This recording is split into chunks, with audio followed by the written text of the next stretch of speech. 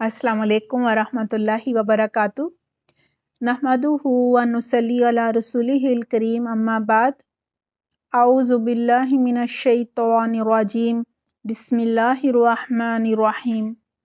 رب اشرح لی صدری ویسر لی امری واحلل عقدۃ من لسانی یفقہوا قولی، رب زدنی علما، اللہم فقہنا فی الدین، اللہم ارنا الحق حقا وارزقنا اتباعہ وارنا الباطل باطلا وارزقنا اجتنابہ، اللہم لک الحمد کما ہدیتنا للاسلام وعلمتنا الحکمۃ والقرآن، وصلوات اللہ وسلامہ علی خاتم النبیین وامام المرسلین وعلی آلہ الطیبین، اللہم اجعلنا ممن اتبع القرآن فساقہ وقادہ الی الجنہ، ولا تجعلنا ممن اتبع القرآن فزخ فی قفاہ الی النار برحمتک یا عزیز یا غفار۔ کیا حال ہیں آپ سب کے؟ امید کرتی ہوں خیریت سے ہوں گے۔ دعا ہے اللہ سبحانہ تعالیٰ آپ کو ہر شر ہر فتنے سے بچا کر رکھے، اپنی حفظ و امان میں رکھے۔ اللہ سبحانہ تعالیٰ دین پر بہترین استقامت عطا فرمائے۔ اللہ سبحانہ تعالیٰ اپنی رضا کے کام کرنے کی توفیق عطا فرمائے۔ دین کو سیکھنا، قرآن کے احکامات کو سمجھنا، ان پر عمل کرنا اور انہیں دوسروں تک پہنچانا آسان فرما دے۔ آمین، اللہم آمین۔ ہمارا آج کا لیسن نمبر 105 ہے اور سورۃ التوبہ کی آیات 38 سے 52 تک ہیں۔ آئیے پہلے الفاظ کی وضاحت کرتے ہیں، پھر تفسیر ہوگی۔ اب ہم صرف جو نئے الفاظ ہیں انہی کی وضاحت کیا کریں گے۔ یا ایھا الذین آمنوا، اے لوگو جو ایمان لائے ہو۔ ما معنی ہے کیا، یہ استفہامیہ ہے۔ لکم تم کو، اذا جب، یہ ظرف زمان مستقبل بامعنی شرط آیا ہے۔ قیلا کہا گیا، فعل ماضی مجہول واحد مذکر غائب ہے۔ لکم تم سے، انفروا نکلو، نون فارا روٹ ورڈ ہے، یہ فعل امر جمع مذکر حاضر ہے۔ نفر ینفرو سے مصدر ہے۔ نفور معنی ہے نکلنا، کوچ کرنا، آگے بڑھنا۔ فی سبیل اللہ، اللہ کے راستے میں۔ اثاقلتم تم بوجھ سے جھک گئے، تم بوجھل ہوگے۔ ثا قاف لام روٹ ورڈ ہے، یہ اصل میں تثاقلتم تھا، تا کو سا سے بدل دیا گیا ہے اور پھر ادغام کر دیا گیا ہے۔ شروع میں حمزہ وصلی لگا دیا گیا ہے، لہٰذا یہ بن گیا اثاقلتم، جو کہ فعل ماضی جمع مذکر حاضر ہے۔ تثاقل یتثاقل سے مصدر ہے۔ تثاقل بوجھل ہونا، بوجھ سے دب جانا۔ اذا کی وجہ سے ترجمہ ہوگا تم بوجھل ہو جاتے ہو، الی الارض زمین کی طرف۔ اور ردیتم کیا راضی ہوگے تم، اس کے دو روٹ ورڈز ہیں، ایک ہے را داد واو اور دوسرا ہے را داد یا۔ شروع میں آ جو ہے وہ حمزہ استفہامیہ ہے اور ردیتم فعل ماضی جمع مذکر حاضر ہے۔ رضیہ یرضی سے مصدر ہے ردن یا رضوان، جس کے معنی ہے راضی ہونا، خوش ہونا، پسند کرنا۔ بالحیات الدنیا دنیا کی زندگی پر۔ من الآخرۃ آخرت کے مقابلے میں۔ فما تو نہیں، متاع سامان، فائدہ، یہ مضاف ہے۔ الحیات الدنیا دنیا کی زندگی کا، فی الآخرتی آخرت کے مقابلے میں، الا مگر، یہ کلمہ استثناء ہے، قلیل بہت تھوڑا، قلت مصدر سے یہ صفت مشبہ ہے، الا مگر، ان شرطیہ ہے یہاں،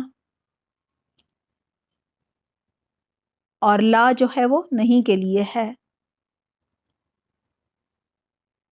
تنفروا تم نکلو گے، نون فورا روٹ ورڈ ہے، یہ فعل مضارع جمع مذکر حاضر ہے۔ یعذبکم عذاب دے گا تم کو، یعذب فعل مضارع واحد مذکر غائب ہے، عذب یعذب سے مصدر ہے تعذیب، عذاب دینا، سزا دینا، کم ضمیر ہے، عذاباً علیماً عذاب دردناک، عذاباً موصوف ہے اور علیماً صفت ہے، علم مصدر سے یہ صفت مشبہ ہے، و اور، یستبدل بدل دے گا، با دال لام روٹ ورڈ ہے، یہ فعل مضارع واحد مذکر غائب ہے، استبدل یستبدل سے مصدر ہے استبدال، جس کے معنی ہے بدل کر لانا، قوماً ایک قوم کو، غیرکم تمہارے علاوہ، تمہارے سوا، غیر مضاف ہے اور کم مضاف الیہ ہے، و اور، لا تضروہ نہیں تم نقصان دے سکتے اس کو، ضاد را را روٹ ورڈ ہے، لا تضروہ جو ہے یہ فعل مضارع منفی جمع مذکر حاضر ہے، در یا در سے مصدر ہے درن، جس کے معنی ہے ضرر پہنچانا، بگاڑنا، نقصان پہنچانا، شیئن کچھ بھی، کوئی چیز، واللہ اور اللہ، علی اوپر، کلی ہر شیئن چیز کے، قدیر قدرت رکھنے والا ہے، الا اگر نہیں، تنصروہ تم مدد کرو گے اس کی، نون صاد را روٹ ورڈ ہے، تنصروا فعل مضارع جمع مذکر غائب ہے، نصر ینصر سے مصدر ہے نصر مدد کرنا، ہو ضمیر ہے، فقد تو تحقیق، نصرہ اللہ مدد کی اس کی اللہ نے، نصرہ فعل ماضی واحد مذکر غائب ہے، اذ معنی ہے جب، اخرجہ نکالا اس کو یا اس نے اس کو نکال دیا تھا، خراجیم روٹ ورڈ ہے، اخرجہ فعل ماضی واحد مذکر غائب ہے، اخرجہ یخرج سے مصدر ہے اخراج نکال دینا، الذین ان لوگوں کو، اسم موصول ہے یہ، کفروا جنہوں نے کفر کیا، فعل ماضی جمع مذکر غائب ہے، ثانی یسنین دو میں سے دوسرے کی، یہاں جو ثانیہ ہے یہ مضاف ہے، اسم عدد ہے، مذکر کے لیے آتا ہے، اور اثنین دو میں سے، یہ مضاف الیہ ہے، یہ بھی اسم عدد ہے، اذ جب، ہما دو یا دونوں، وہ دونوں، یہ مذکر غائب کا تثنیہ ہے، فی الغار غار میں تھے، غین واو را روٹ ورڈ ہے، فی حرف جر ہے، اور جو لفظ حرف جر کے بعد آتا ہے آپ کو بھی یاد ہو گیا ہوگا وہ مجرور ہوتا ہے، اس لیے بتانے کی ضرورت نہیں ہے کہ الغاری مجرور ہے، اذ جب، یقول کہہ رہا تھا، یہ فعل مضارع واحد مذکر غائب ہے، لصاحبہ اپنے ساتھی سے، لی حرف جر ہے، لہٰذا صاحبی جو ہے وہ مجرور اور مضاف ہوگا، ساتھی کو، رفیق کو کہا جاتا ہے، لا تحزن تم غم نہ کرو، حزانون روٹ ورڈ ہے، فعل نہیں واحد مذکر حاضر ہے، حزینہ یحزن سے مصدر ہے حزن غم کرنا، ان اللہ بے شک اللہ، معنا ہمارے ساتھ ہے، ما مضاف ہے اور نا جو ہے وہ مضاف الیہ ہے اور ضمیر ہے. فَأَنزَلَ اللَّهُ تو نازل کیا اللہ نے یا تو اتاری اللہ نے. سکینتہ اپنی سکینت، سین کاف نون روٹ ورڈ ہے. سکینتہ مضاف ہے اور سکون سے بوزن فاعلتن یہ مصدر ہے اور اسم کی جگہ استعمال ہوا ہے. تسکین کے لیے، اطمینان کے لیے، سکینت کے لیے آتا ہے اور ہو ضمیر ہے اور مضاف الیہ ہے. علیہ اس پر، و اور ایدہ تائید کی اس کی، مدد کی اس کی. ایدہ جو ہے یہ فعل بازی واحد مذکر غائب ہے. ایدہ یؤید سے مصدر ہے تائید، مدد کرنا، قوت دینا، تائید کرنا. بجنودن لشکروں کے ساتھ، جیم نون دال روٹ ورڈ ہے، بی حرف جر ہے لہٰذا جنودن کیا ہوا؟ جی مجرور ہوا اور اس کا واحد ہوتا ہے جندو.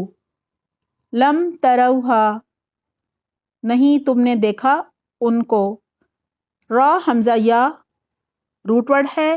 لم ترو یہ فعل مضارع منفی جمع مذکر حاضر ہے. رآ یا را سے مصدر ہے رؤیتن دیکھنا. و اور جعل کر دیا، بنا دیا یہ فعل بازی واحد مذکر غائب ہے. کلیمتا بات کو، الذین ان لوگوں کی، کفروا جنہوں نے کفر کیا، السفلی نیچا، سین فا لام روٹ ورڈ ہے. سفول مصدر سے یہ اسم تفضیل کا صیغہ ہے اور واحد مؤنث ہے. و اور کلمت بات، اللہ اللہ کی، یہ مضاف الیہ ہے. ہیا وہی یہ اسم ضمیر واحد مؤنث غائب ہے. العلیٰ سب سے بلند، عین لام یا روٹ ورڈ ہے. لون سے یہ افعل التفضیل کا صیغہ ہے اور واحد مؤنث ہے. اعلیٰ کی تانیث ہے یہ. واللہ اور اللہ عزیز زبردست ہے، غالب ہے، حکیم حکمت والا ہے. انفرو نکلو، نون فارا روٹ ورڈ ہے. خفافن ہلکے، خافافا روٹ ورڈ ہے، اس کا مادہ خفتن ہے، واحد ہے اس کا خفیفن. و اور ثقالن بوجھل، گراں، بھاری. ث قاف لام روٹ ورڈ ہے، واحد ہے ثقیل. و اور جاہدو جہاد کرو، جیم ہا دال روٹ ورڈ ہے، یہ فعل امر جمع مذکر حاضر ہے.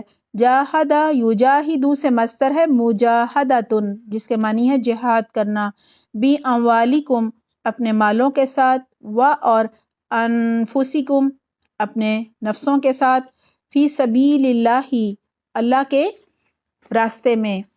ذالکم یہ بات، یہ اسم اشارہ ہے اور کم ضمیر ہے.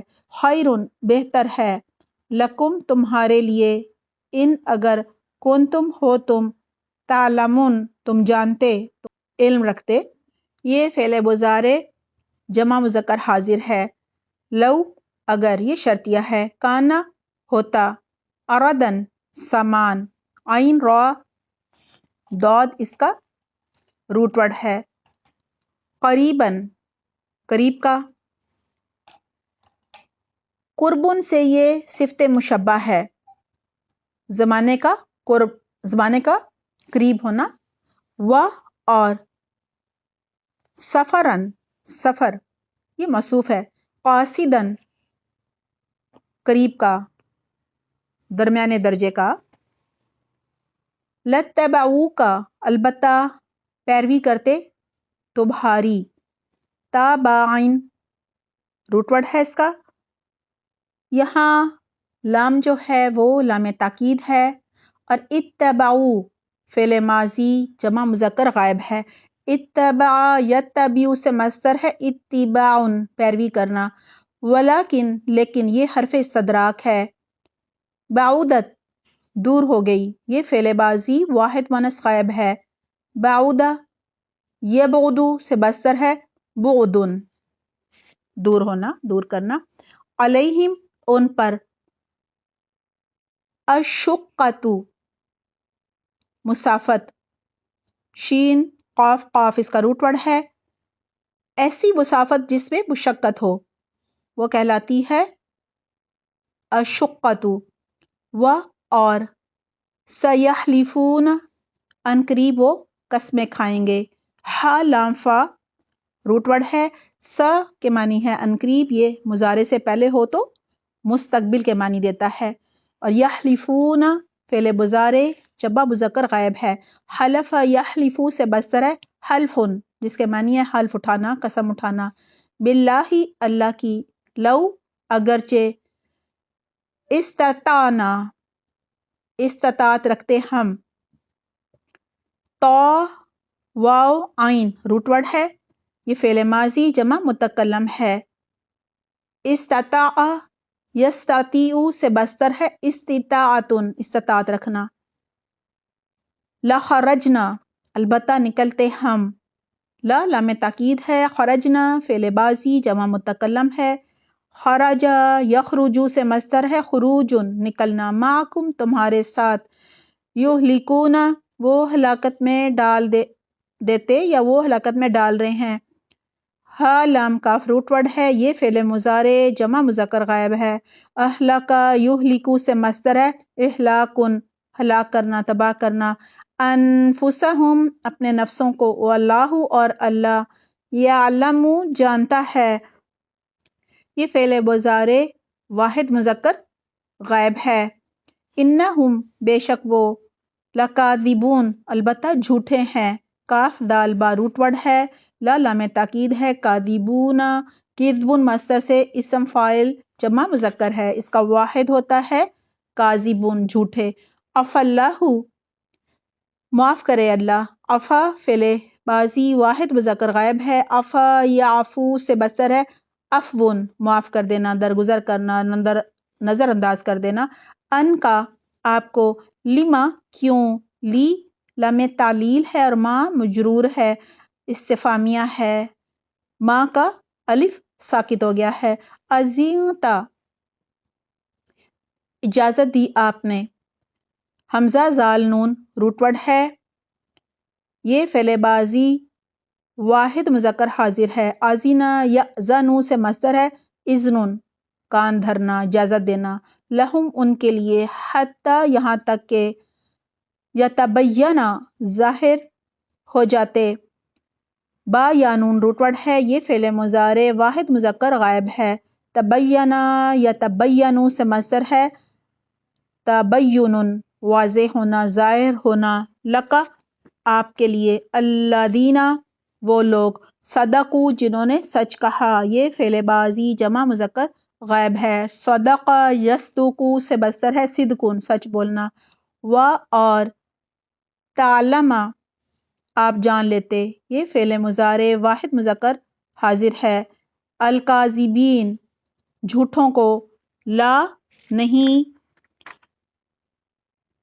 اور یستأذنو کا اجازت مانگیں گے آپ سے، اگر اس کے شروع میں ہم لا لگا دیں تو پھر یہ بن جائے گا لا یستأذنو کا، اور اس کے معنی ہوں گے وہ آپ سے اجازت نہیں مانگتا،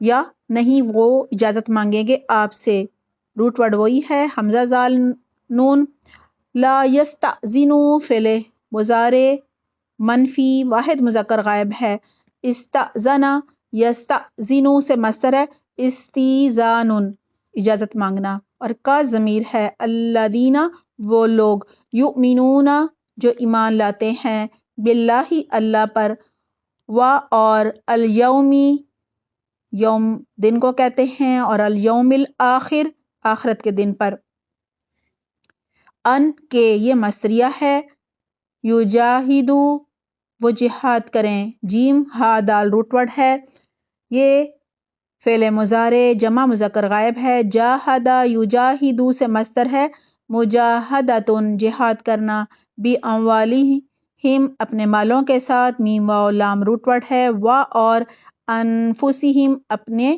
نفسوں کے ساتھ یعنی اپنی جانوں کے ساتھ، واللہ اور اللہ علیم جاننے والا ہے، بالمتقین تقوی والوں کو۔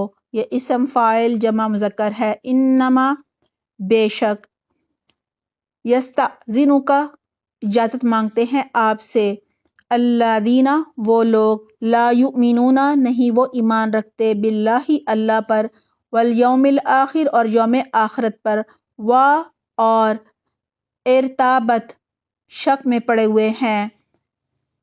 را یا با روٹ ورڈ ہے، یہ فعل بازی واحد مونث غائب ہے، ارتابا یرتابو سے مصدر ہے،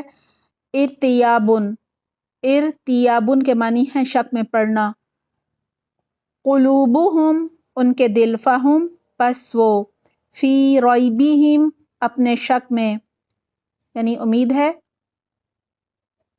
کہ یہ سب آپ کو اچھی طرح سے یاد ہو گیا ہوگا کہ جو بھی لفظ حرف جر کے بعد آتا ہے وہ مجرور ہوتا ہے، لہٰذا یہاں ریبی جو ہے وہ مجرور ہے، مضاف ہے اور مصدر بھی ہے، یہاں یہ مجرور ہے۔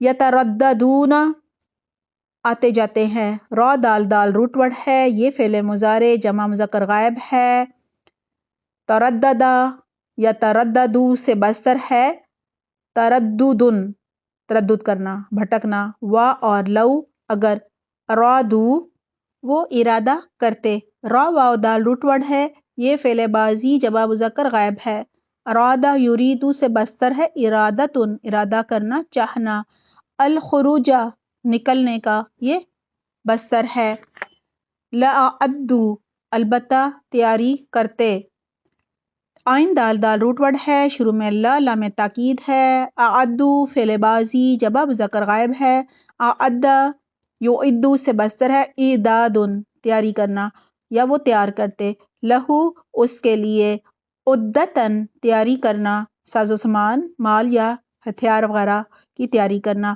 ولیکن اور لیکن، کرہ اللہ ناپسند کیا اللہ نے، کرہ فعل بازی واحد مذکر غائب ہے، انبعاثہم ان کا اٹھنا، با عین صا روٹ ورڈ ہے، انبعاث مصدر ہے اور ہم ضمیر ہے، فثبتہم تو اس نے روک دیا ان کو، سا با تا روٹ ورڈ ہے، فا حرف عطف ہے، ثبتا فعل بازی واحد مذکر غائب ہے، ثبتا یثبتو سے مصدر ہے، تثبیتن روک دینا، باز رکھنا، ہم ضمیر ہے، و اور قیلا کہا گیا، اقعدوا بیٹھ جاؤ، قاف عین دال روٹ ورڈ ہے، یہ فعل امر جمع مذکر حاضر ہے، قعد یقعد سے مصدر ہے، قعودن جس کے معنی ہے بیٹھنا، مال قائدین بیٹھنے والوں کے ساتھ، قاف عین دال روٹ ورڈ ہے، مع مضاف ہے، القائدین مضاف الیہ ہے، قعودن مصدر سے یہ اسم فاعل جمع مذکر ہے، اس کا واحد ہوتا ہے القائد، لو اگر خرجو وہ نکلتے، یہ فعل بازی جمع مذکر غائب ہے، فیکم تم میں، ما زادوکم نہ زیادہ کرتے تم کو، ما نافیہ ہے، زادو فعل بازی جمع مذکر غائب ہے، زادہ یزیدو سے مصدر ہے، زیادتن زیادہ کرنا، اضافہ کرنا، اور کم ضمیر ہے، الا مگر، خبالن فساد بے، خرابی بے، بے چینی پیدا کرنے والی جو خرابی ہوتی ہے اس کو کہا جاتا ہے، خبا لام روٹ ورڈ ہے، وَلَأَوْدَعُوا اور البتہ وہ ضرور دوڑاتے، یعنی وہ ضرور گھوڑے دوڑاتے، واو داد عین روٹ ورڈ ہے، وا حرف عطف ہے، لا لام تاکید ہے، حمزہ ساکن الف زادہ ہے، اودعوا فعل بازی جمع مذکر غائب ہے، اودع یودیو سے مصدر ہے، ایداعن بھاگ دوڑ کرنا، دوڑانا، خلالکم تمہارے درمیان، خا لام لام روٹ ورڈ ہے، خلال مضاف ہے اور اس کا واحد ہے خللن۔ امید ہے آپ کو اب تک یاد ہو گیا ہوگا کہ جو لفظ مضاف کے بعد آئے وہ مضاف الیہ ہوتا ہے، لہٰذا یہاں کم جو ہے وہ مضاف الیہ بھی ہے اور ضمیر بھی ہے۔ یبغونکم تلاش کرتے تم کو، با غائن یا روٹ ورڈ ہے، یبغونا فعل مضارع جمع مذکر غائب ہے، بغا یبغی سے بستر ہے، بغیون چاہنا تلاش کرنا، کم ضمیر ہے، الفتنتا فتنہ فساد، و اور فیکم تمہارے اندر، سمعون سننے والے ہیں، سین میم عین روٹ ورڈ ہے، سمعون سے یہ مبالغے کا صیغہ ہے، جمع مذکر ہے، واحد ہے، سمعون لہم ان کے لیے، واللہ اور اللہ علیم خوب جاننے والا ہے، بالظالمین ظالموں کو۔ یہ اسم فاعل جمع مذکر ہے، لقد البتہ تحقیق، ابتغوا ابتغوا جو ہے ابتغوا اس کے معنی ہے انہوں نے تلاش کیا، یہ دراصل ابتغوا ہے جس کے معنی ہے انہوں نے تلاش کرنا، انہوں نے تلاش کیا، لیکن جب ہم اس کو الفتنتا سے ملائیں گے تو یہ بن جائے گا ابتغوا الفتنتا۔ ابتغوا کا روٹ ورڈ ہے با غین یا، یہ فعل بازی جمع مذکر غائب ہے، ابتغا یبتغی سے بستر ہے، ابتغاء چاہنا، الفتنتا فتنہ، من قبل اس سے پہلے، و اور قلبوا الٹ پلٹ کیے، قاف لام با روٹ ورڈ ہے، لکا آپ کے لیے، الامور سب معاملات، حمزہ میم را روٹ ورڈ ہے، حتی یہاں تک کہ، جاء آ گیا، یہ فعل بازی واحد مذکر غائب ہے، جاء یجیء سے بستر ہے، مجیء جس کے معنی ہے آنا، الحق حق، و اور ظہر ظاہر ہو گیا، ظہر روٹ ورڈ ہے، یہ فعل بازی واحد مذکر غائب ہے، ظہر یظہر سے بستر ہے، ظہور ظاہر ہونا غالب ہونا، امر حکم یہ مصدر ہے مضاف ہے، اللہ اللہ کا، وہم حالانکہ وہ، کارہون ناپسند کرنے والے ہیں، کاف را ہا روٹ ورڈ ہے، کرہن مصدر سے یہ اسم فاعل جمع مذکر ہے،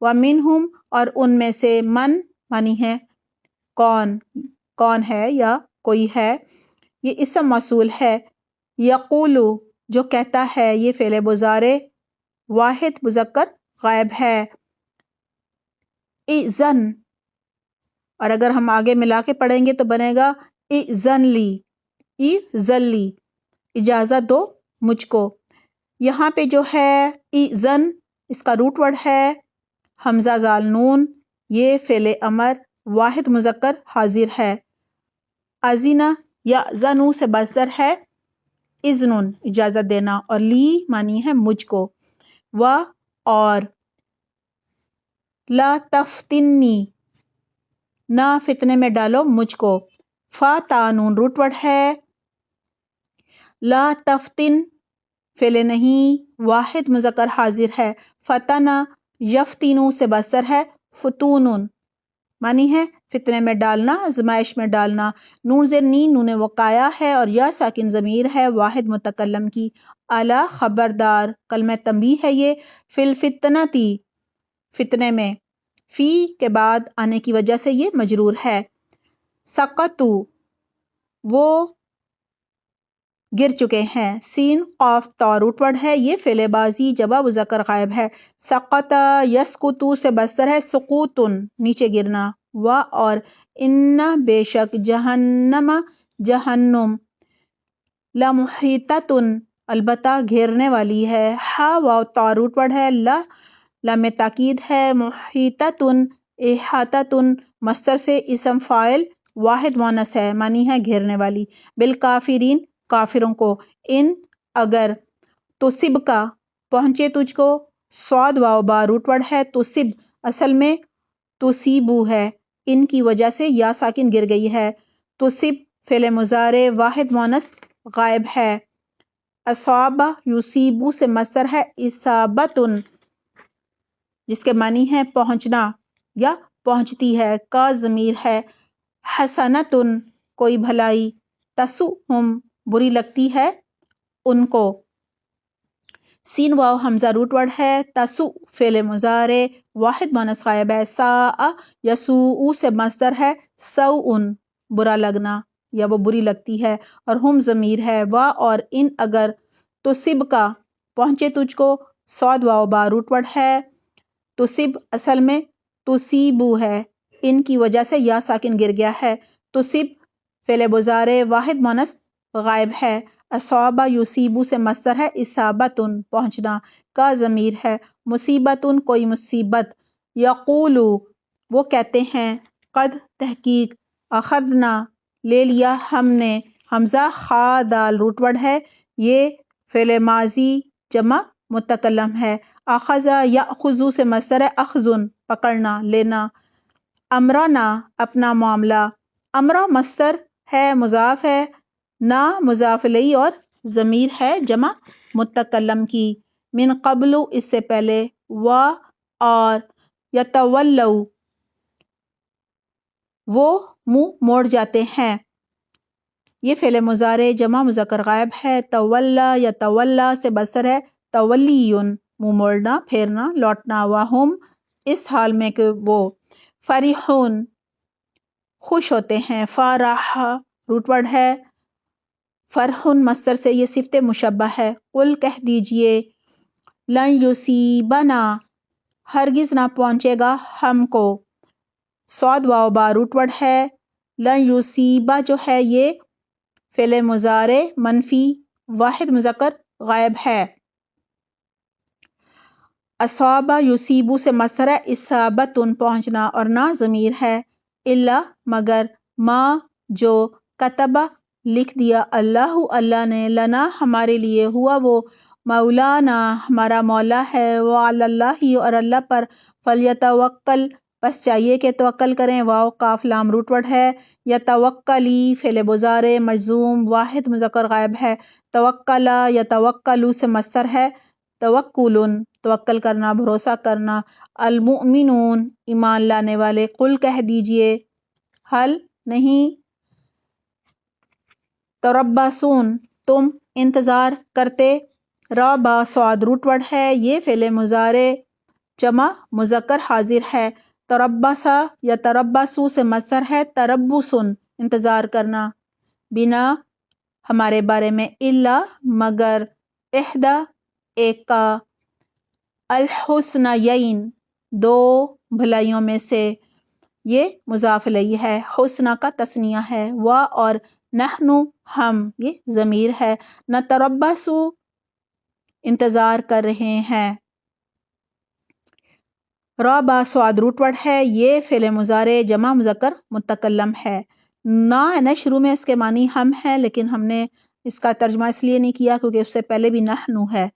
تو اور ہم انتظار کر رہے ہیں دو دفعہ ہو جائے گا.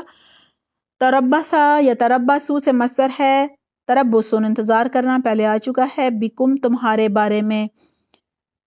ان کے یصیبکم یا اللہ کو بھی جوڑ لیں تو بن جائے گا یصیبکم اللہ پہنچائے تم کو اللہ. صاد واو با روٹ ورڈ ہے. یصیبہ فعل مضارع واحد مذکر غائب ہے اور اللہ کے معنی ہے اللہ. بعذاب کوئی عذاب. من عندہ اپنے پاس سے. او یا بایدینا ہمارے ہاتھوں سے. بی حرف جر ہے، ایدی مجرور ہے، نا مضاف الیہ اور ضمیر ہے. فتربصوا بس انتظار کرو. را با صاد روٹ ورڈ ہے. شروع میں فا حرف عطف ہے. تربصوا فعل امر جمع مذکر حاضر ہے. تربصا یا تربصوا سے مصدر ہے تربصن انتظار کرنا. انا بے شک ہم معکم تمہارے ساتھ ہیں. متربصون انتظار کرنے والے ہیں. تربصن مصدر سے یہ اسم فاعل جمع مذکر ہے. اس کا واحد ہوتا ہے متربصن. آئیے آج کی آیات کی تلاوت سنتے ہیں. اعوذ باللہ من الشیطان الرجیم بسم اللہ الرحمن الرحیم یا ایہا الذین آمنوا ما لکم اذا قیل لکم إذا قيل لكم انفروا في سبيل الله اثاقلتم إلى الأرض أرضيتم بالحياة الدنيا من الآخرة فما متاع الحياة الدنيا في الآخرة إلا قليل إلا تنفروا يعذبكم عذابا أليما ويستبدل قوما غيركم ولا تضروه شيئا والله على كل شيء قدير إلا تنصروه فقد نصره الله إذ أخرجه الذين كفروا ثاني اثنين إذ هما في الغار إذ يقول لصاحبه لا تحزن إن الله معنا فأنزل الله سكينته عليه وأيده بجنود لم تروها وجعل كلمة الذين كفروا السفلى وكلمة الله هي العليا والله عزيز حكيم انفروا خفافا وثقالا وجاهدوا بأموالكم وأنفسكم في سبيل الله ذلكم خير لكم إن كنتم تعلمون لو كان عرضا قريبا وسفرا قاصدا لاتبعوك ولكن بعدت عليهم الشقة وسيحلفون بالله لو استطعنا لخرجنا معكم يهلكون أنفسهم والله يعلم إنهم لكاذبون عفى الله عنك لما أذنت لهم حتى يتبين لك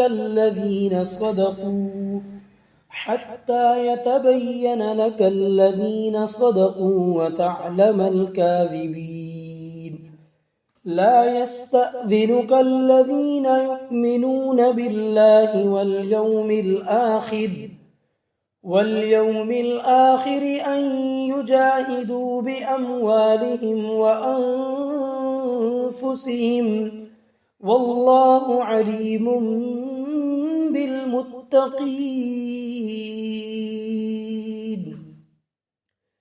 إنما يستأذنك الذين لا يؤمنون بالله واليوم الآخر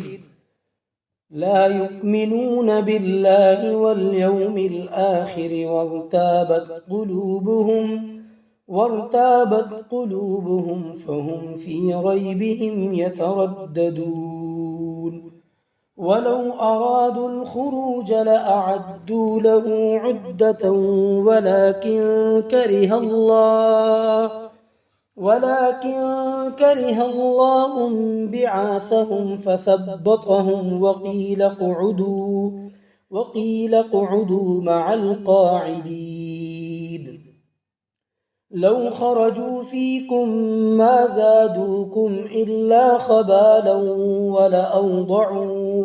ولأوضعوا خلالكم يبغونكم الفتنة وفيكم سماعون لهم والله عليم بالظالمين لقد ابتغوا الفتنة من قبل وقلبوا لك الأمور حتى جاء الحق وظهر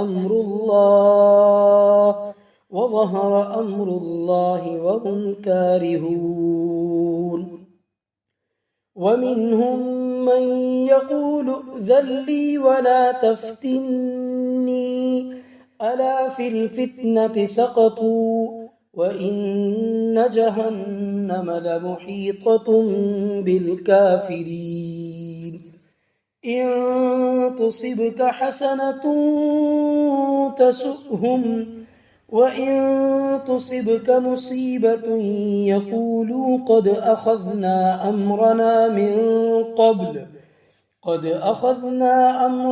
مِن قَبْلُ وَيَتَوَلَّوْا وَهُمْ فَرِحُونَ قُل لَّن يُصِيبَنَا إِلَّا مَا كَتَبَ اللَّهُ لَنَا هُوَ مَوْلَانَا وَعَلَى اللَّهِ فَلْيَتَوَكَّلِ الْمُؤْمِنُونَ قُلْ هَلْ تَرَبَّصُونَ بِنَا إِلَّا إِحْدَى الْحُسْنَيَيْنِ وَنَحْنُ نَتَرَبَّصُ بِكُمْ أَن يُصِيبَكُمُ اللَّهُ بِعَذَابٍ مِّنْ عِندِهِ أَوْ بِأَيْدِينَا فَتَرَبَّصُوا إِنَّا مَعَكُمْ مُتَرَبِّصُونَ۔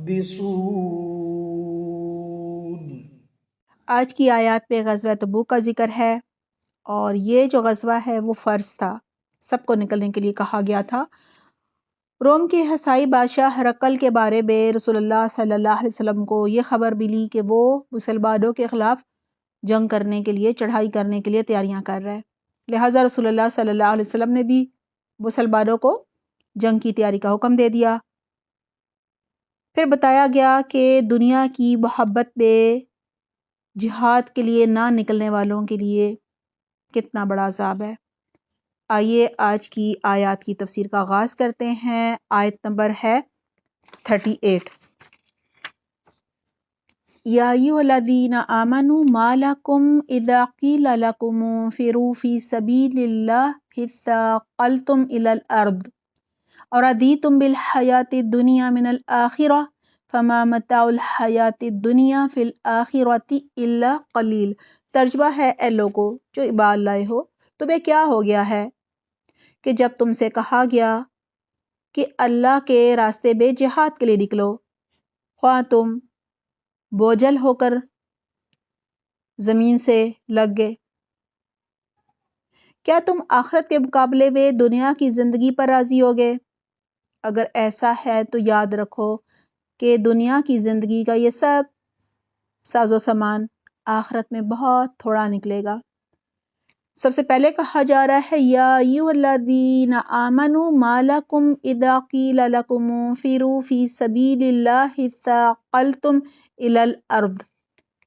اے ایمان کے دعوے دارو، تمہیں کیا ہو گیا ہے جب تم سے کہا جاتا ہے کہ نکلو اللہ کی راہ میں تو تم زمین کی طرف دھنسے جاتے ہو۔ یہاں خاص طور پہ منافقین سے خطاب ہے، کیونکہ انہیں بھی قرآن میں یا ایھا الذین آمنوا کہہ کر مخاطب کیا گیا ہے، کیونکہ بظاہر تو سب کی نظروں میں وہ مسلمان ہوتے تھے نا، ایمان کا دعویٰ تو انہوں نے کیا ہوتا تھا۔ اللہ سبحانہ تعالیٰ فرما رہے ہیں کہ اے لوگو جو ایمان لائے ہو، تمہیں کیا ہو گیا ہے جب تم سے کہا گیا کہ اللہ کی راہ میں جہاد کرو، لیکن تم تو بوجھل ہو کر زمین سے لگ گئے ہو۔ ایسا کیوں کہا جا رہا ہے؟ یہ جاننے کے لیے غزوہ تبوک کے جو مختلف پہلو ہیں ان پر نظر ڈال لیتے ہیں۔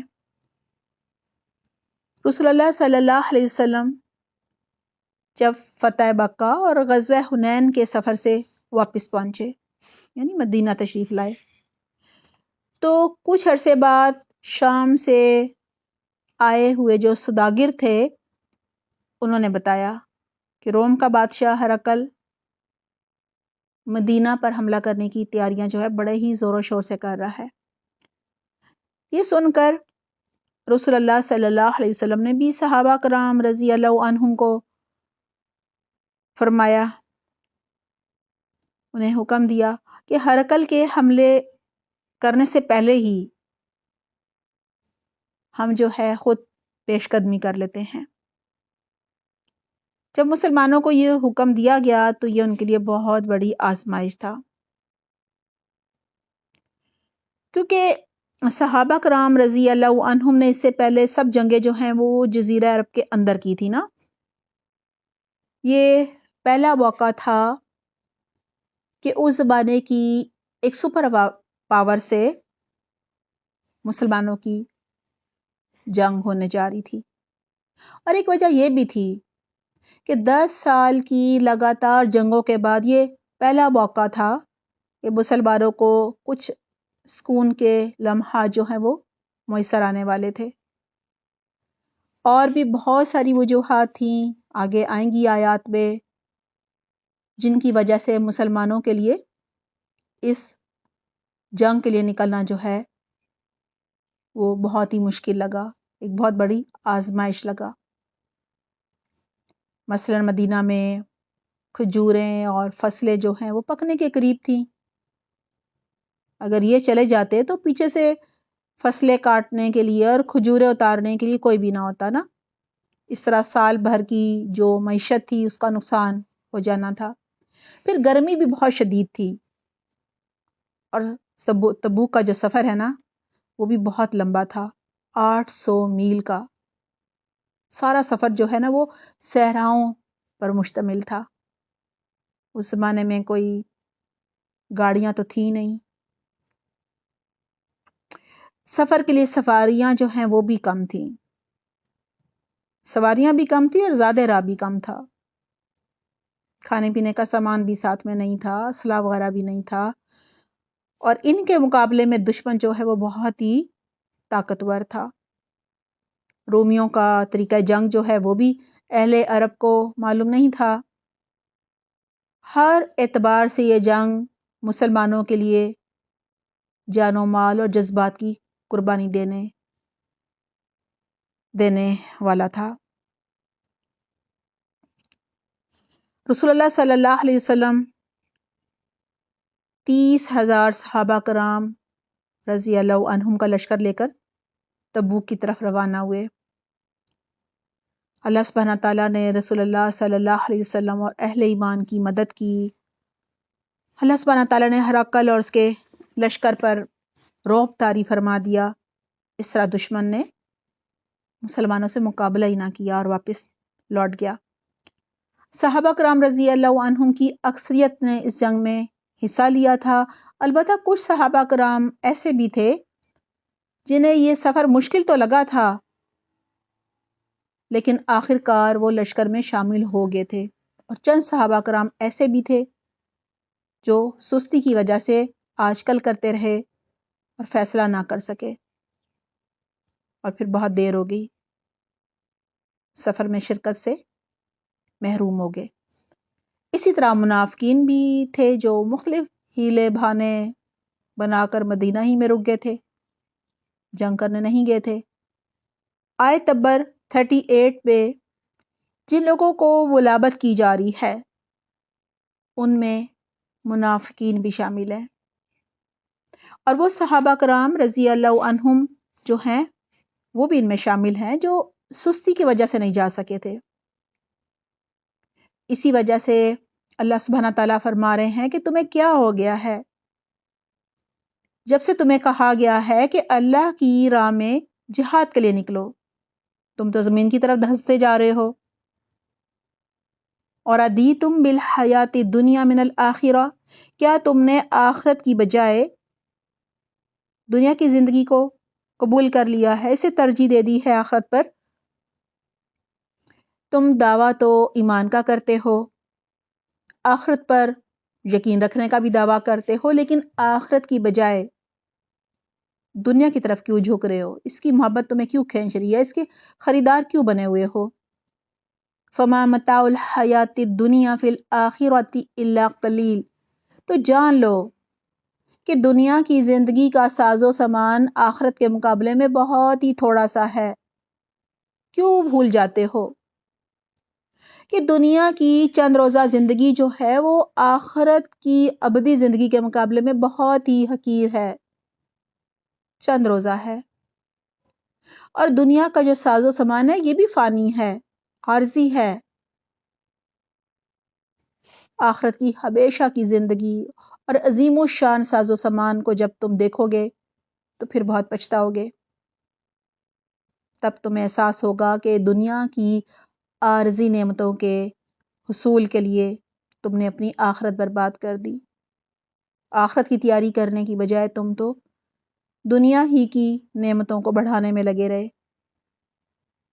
مسلم کتاب الجنہ میں ہے، حضور صلی اللہ علیہ وسلم نے اپنی شہادت کی انگلی کی طرف اشارہ کر کے فرمایا، اس انگلی کو کوئی سمندر میں ڈبو کر نکالے، اس پر جتنا پانی لگا ہوا ہے نا، یہ دنیا کی زندگی ہے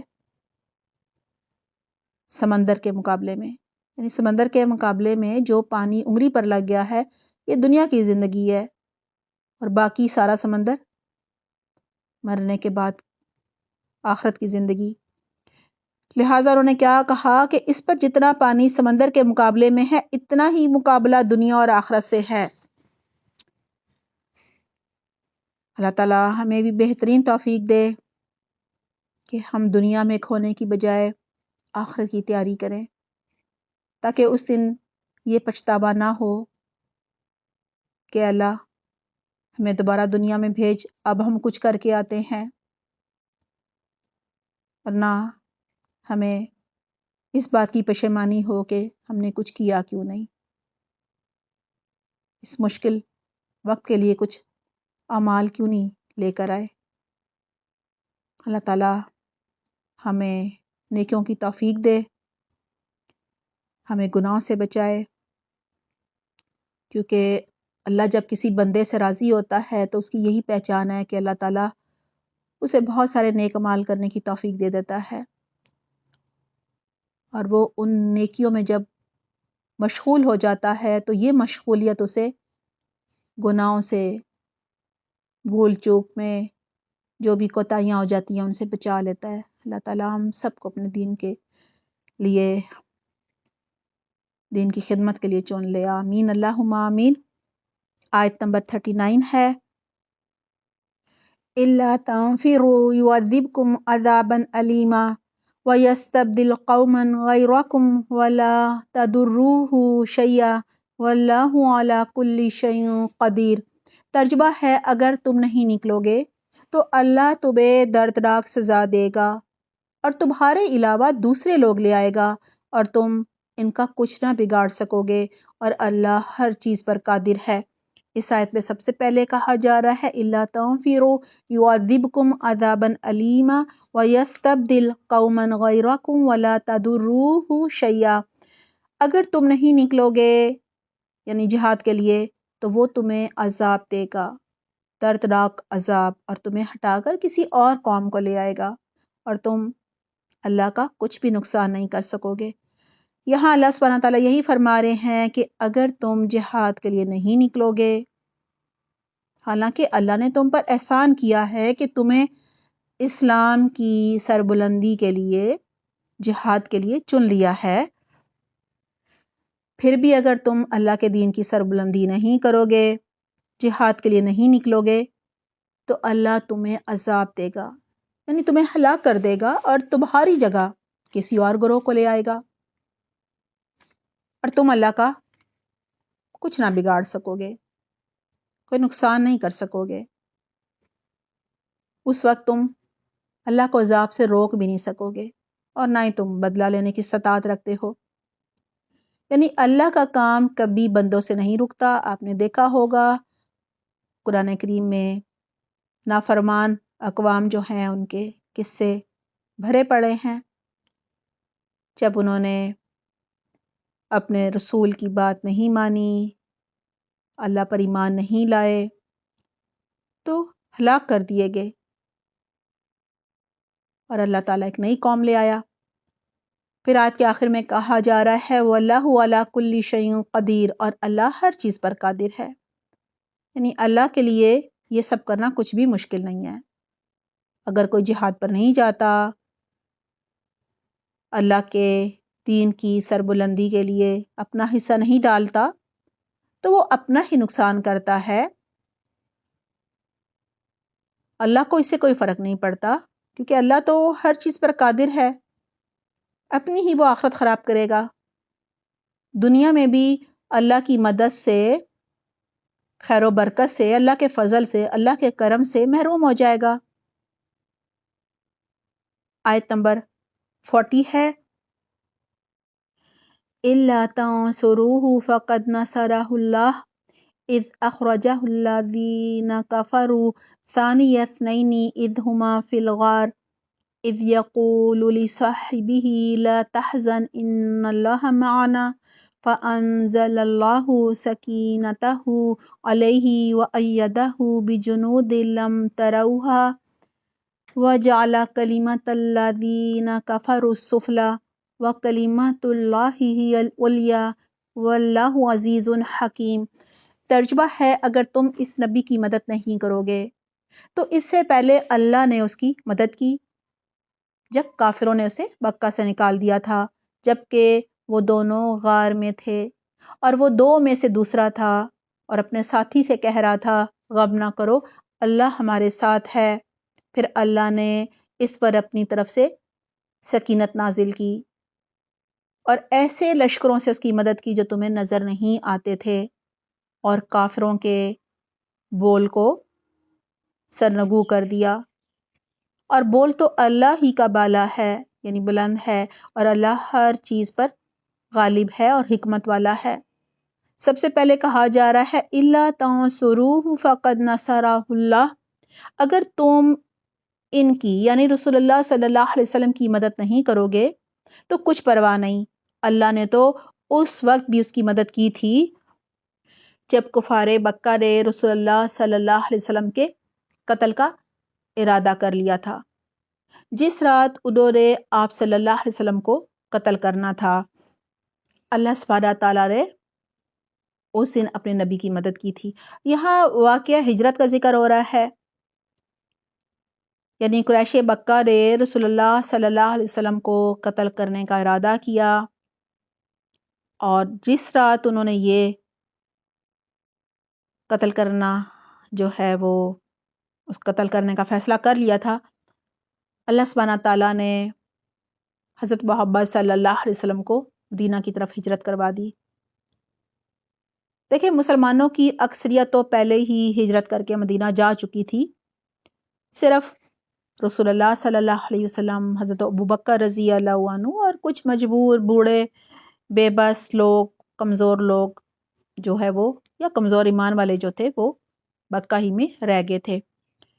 اللہ تعالیٰ فرما رہے ہیں اِذْ أَخْرَجَهُ الَّذِينَ كَفَرُوا ثَانِيَ اثْنَيْنِ إِذْ هُمَا فِي الْغَارِ، جب کافروں نے ان کو مکہ سے نکال دیا تھا، یعنی رسول اللہ صلی اللہ علیہ وسلم کو، اس حال میں کہ آپ یعنی آپ صلی اللہ علیہ وسلم دو میں سے دوسرے تھے، جبکہ وہ دونوں غار میں تھے۔ یہاں بھی واقعہ ہجرت کا ہی ذکر ہو رہا ہے کہ جب رسول اللہ صلی اللہ علیہ وسلم کو پتہ چلا کہ آپ کے قتل کا فیصلہ ہو چکا ہے، تو آپ صرف ایک رفیق یعنی حضرت ابوبکر رضی اللہ عنہ کو ساتھ لے کر مکہ سے مدینہ کی طرف نکلے۔ آپ صلی اللہ علیہ وسلم کو معلوم تھا کہ آپ کا تعاقب تو ضرور کیا جائے گا، پیچھا تو ضرور کیا جائے گا، لہٰذا آپ صلی اللہ علیہ وسلم نے مدینہ کا وہ راستہ جو شمال کی طرف ہے نا وہ اختیار کیا، جو شمال کی طرف ہے اس کو نہیں بلکہ جنوب کی طرف جانے والا راستہ جو ہے وہ اختیار کیا، یعنی جو بھی مکہ سے مدینہ جاتا تھا وہ کون سا راستہ اختیار کرتا تھا؟ جو شمال کی طرف تھا نا، لیکن آپ صلی اللہ علیہ وسلم نے وہ نہیں اختیار کیا تاکہ جو پیچھا کرنے کے لیے آئے وہ وہیں پر ڈھونڈتا رہ جائے، بلکہ جنوب والے راستے کی طرف چل پڑے۔ غار ثور آیا راستے میں، غار ثور میں رسول اللہ صلی اللہ علیہ وسلم، حضرت ابوبکر رضی اللہ عنہ، آپ دونوں جو تھے 3 دن اس میں چھپے رہے، اس غار میں۔ مشرکین مکہ رسول اللہ صلی اللہ علیہ وسلم کے ظاہری بات ہے خون کے پیاسے تھے، اور انہوں نے آپ صلی اللہ علیہ وسلم کو گرفتار کرنے کے لیے 100 اونٹوں کا انعام بھی مقرر کیا ہوا تھا۔ لہٰذا یہاں جو ہے نا ثانی اثنین اذ ہما، دو میں سے دوسرے کی سے مراد حضرت ابوبکر رضی اللہ عنہ ہیں، جو غار ثور میں اتنے مشکل وقت میں رسول اللہ صلی اللہ علیہ وسلم کے ساتھ تھے۔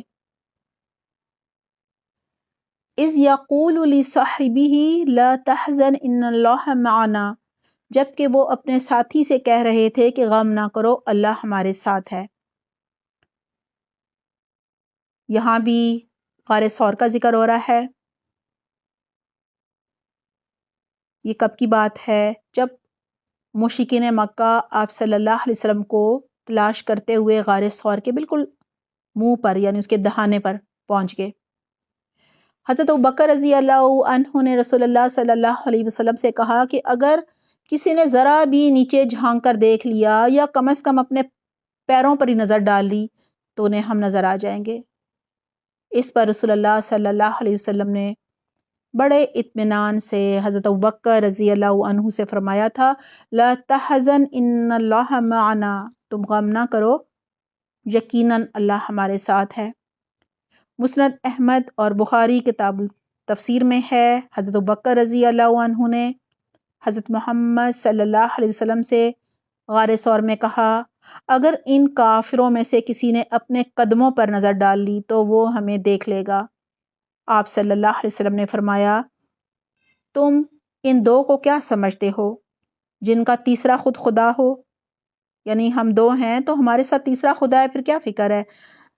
سراقہ بن مالک کو اپنے بھتیجے عبد الرحمن بن مالک سے خبر ملی کہ قریش نے حضرت محمد صلی اللہ علیہ وسلم اور حضرت ابوبکر رضی اللہ عنہ میں سے ہر ایک کے قتل کرنے یا گرفتار کرنے پر 100 اونٹ جو ہے ان کا انعام رکھا ہے، 100 اونٹ دینے کا وعدہ کیا ہے۔ سراقہ بن مالک کہتے ہیں، ایک دن میری ہی قوم کے ایک شخص نے مجھے کہا کہ میں نے 2 لوگوں کو ساحل کے راستے پر جاتا دیکھا ہے، میرا خیال ہے کہ وہ رسول اللہ صلی اللہ علیہ وسلم اور حضرت ابوبکر رضی اللہ عنہ ہیں۔ سراقہ کہتے ہیں، میں سمجھ گیا کہ وہ ٹھیک کہہ رہا ہے، لیکن میں نے اسے یہی کہا کہ یہ لوگ رسول اللہ صلی اللہ علیہ وسلم اور حضرت ابوبکر رضی اللہ عنہ نہیں ہیں۔ پھر میں چوری چھپے اپنا برچھا سنبھال کر اپنے گھوڑے پر ان کے تعاقب کے لیے نکل کھڑا ہوا۔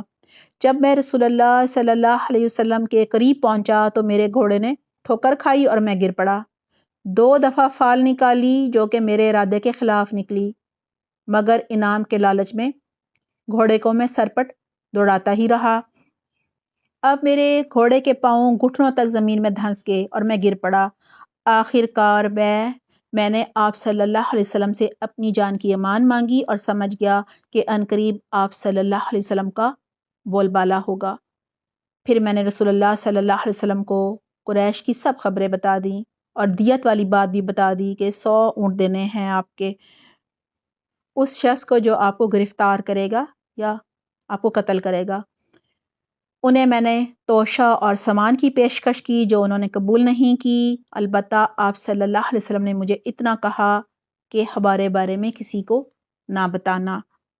فَأَنزَلَ اللَّهُ سَكِينَتَهُ عَلَيْهِ وَأَيَّدَهُ بِجُنُودٍ لَّمْ تَرَوْهَا، تو اللہ نے اپنی سکینت جو ہے وہ نازل فرمائی ان پر اور ان کی مدد فرمائی ان لشکروں سے جنہیں تم نہیں دیکھتے، یعنی فرشتوں سے مدد کی۔ یہاں یہی بتایا جا رہا ہے کہ اللہ سبحانہ تعالیٰ نے ان کے دل میں ایک سکون اور اطمینان جو ہے وہ نازل فرما دیا۔ فرشتوں سے اور دیگر مخلوق سے بھی اللہ تعالیٰ اپنے بندوں کی مدد فرماتا ہے۔ کہا جاتا ہے مکڑیوں کے ایک لشکر نے فوراً آنن فانن غار ثور کے دہانے پر جالا بنا دیا تھا۔ مشرکین مکہ نے جالا دیکھا تو یہی سمجھے کہ ایسے غار میں بھلا کوئی کیسے جا سکتا ہے، انہیں بالکل بھی شک نہیں ہوا۔ اور دیکھیں سراقہ نے جب آپ صلی اللہ علیہ وسلم کا تعاقب کیا تھا تو پہلے وہ نیچے گر پڑا تھا اور پھر اس نے 2 دفعہ فال نکالی جو اس کی مرضی کے خلاف نکلی، اور اس کے بعد اس کا گھوڑا جو ہے وہ گھٹنوں تک زمین میں دھنس گیا تھا۔ یہ سب اللہ کی مدد ہی تو تھی۔ اللہ سبحانہ تعالیٰ نے اپنے نبی حضرت محمد صلی اللہ علیہ وسلم کو بخیریت مدینہ پہنچانا تھا اور بالآخر پہنچا دیا۔ اللہ اپنے بندوں کی ایسے فرشتوں سے مدد کرتا ہے جو کہ انسانوں کو نہیں نظر آتے۔ وَجَعَلَ كَلِمَةَ الَّذِينَ كَفَرُوا السُّفْلَىٰ، اور اللہ نے کفر کرنے والوں کی بات کو نیچا کر دیا۔ یہی کہا جا رہا ہے کافر اپنے مقصد میں کامیاب نہ ہوئے۔ ان کی جو سازش تھی، جو چال تھی کہ وہ آپ صلی اللہ علیہ وسلم کو قتل کر دیں یا گرفتار کر دیں، تو ان کی یہ سازش، یہ چال ناکام ہوگی۔ اللہ سبحانہ تعالیٰ نے انہیں نیچے دکھایا، اور اللہ کا نام تو بلند ہے نا، اور اللہ نے مسلمانوں کو بھی بلندی عطا کی۔ وَكَلِمَةُ اللَّهِ هِيَ الْعُلْيَا، اور اللہ کی بات ہی ہمیشہ سب سے اعلیٰ ہوتی ہے، اونچی ہوتی ہے۔ اللہ کا کلمہ ہی ہمیشہ بلند رہنے والا ہوتا ہے۔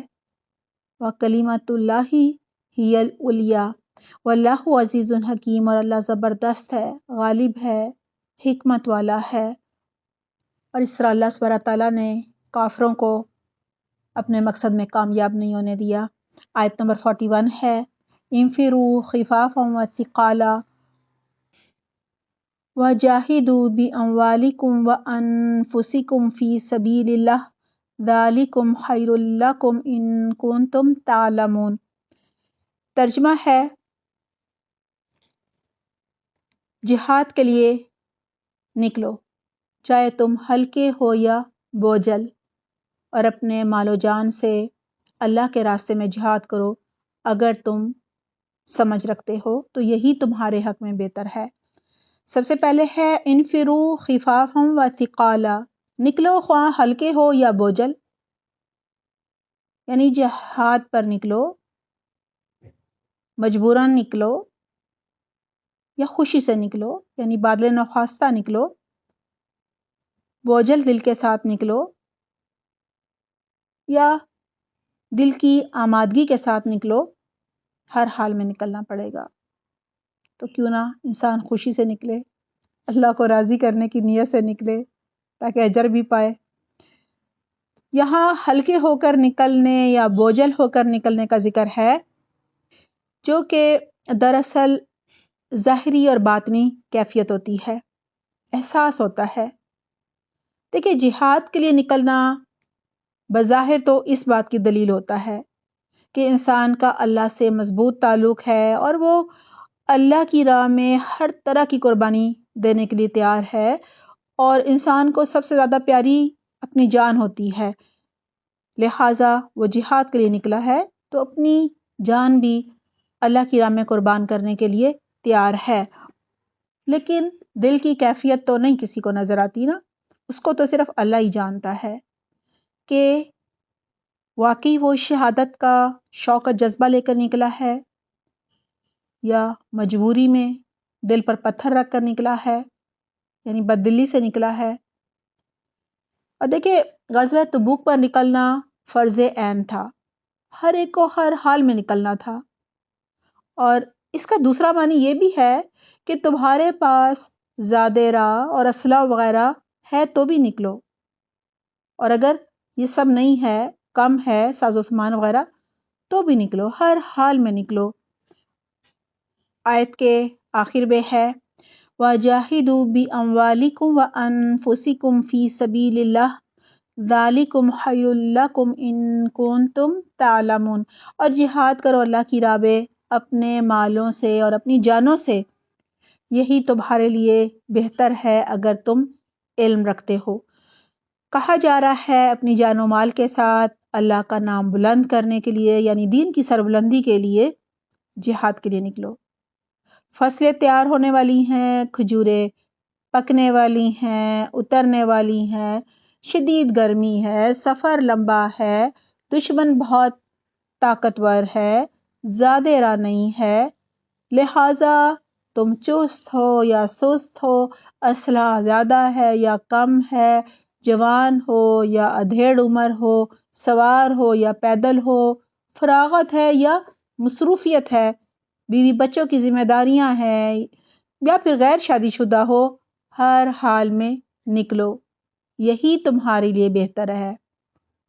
دیکھو اگر شہید ہو جاؤ گے تو شہادت کا درجہ پاؤ گے، اور اگر مرو گے تو بھی اگر مرو گے تو شہادت کا رتبہ پاؤ گے، امر ہو جاؤ گے اور فرض کرو غازی بن کر آگے تو مال غنیمت بھی ملے گا، اور ظاہر ہے اعلیٰ درجات ملیں گے۔ اور انبیاء کے بعد سب سے بڑا درجہ تو شہید کا ہوتا ہے نا۔ اور ایک بندہ مومن کی تو شدید خواہش ہوتی ہے کہ اللہ سبحانہ تعالیٰ اس کو شہادت کی موت نصیب فرمائے۔ دعا ہے اللہ سبحانہ تعالیٰ ہم سب کو بھی شہادت کی موت نصیب فرمائے، آمین اللہم آمین۔ آیت نمبر 42 ہے، لو کان عرضا قریبا وسفرا قاصدا لاتبعوک ولکن بعدت علیہم الشقہ وسیحلفون باللہ لو استطعنا لخرجنا معکم یہلکون انفسہم واللہ یعلم انہم لکاذبون۔ ترجمہ ہے، اگر دریا کا سامان کہیں قریب ملنے والا ہوتا اور سفر درمیانہ قسم کا ہوتا تو یہ منافق لوگ ضرور تمہارے پیچھے نکلتے، لیکن یہ کٹن فاصلہ ان کو بڑا بھاری پڑ رہا ہے، اور اب یہ اللہ کی قسمیں کھائیں گے کہ اگر ہم میں استطاعت ہوتی تو ہم ضرور آپ کے ساتھ نکل جاتے۔ یہ لوگ اپنی جانوں کو ہلاک کر رہے ہیں اور اللہ خوب جانتا ہے کہ یہ جھوٹے ہیں۔ آیت میں سب سے پہلے کہا جا رہا ہے لو کان عرضا قریبا وسفرا قاصدا لاتبعوک ولکن بعدت علیہم الشقہ۔ اگر مال غنیمت قریب ہوتا،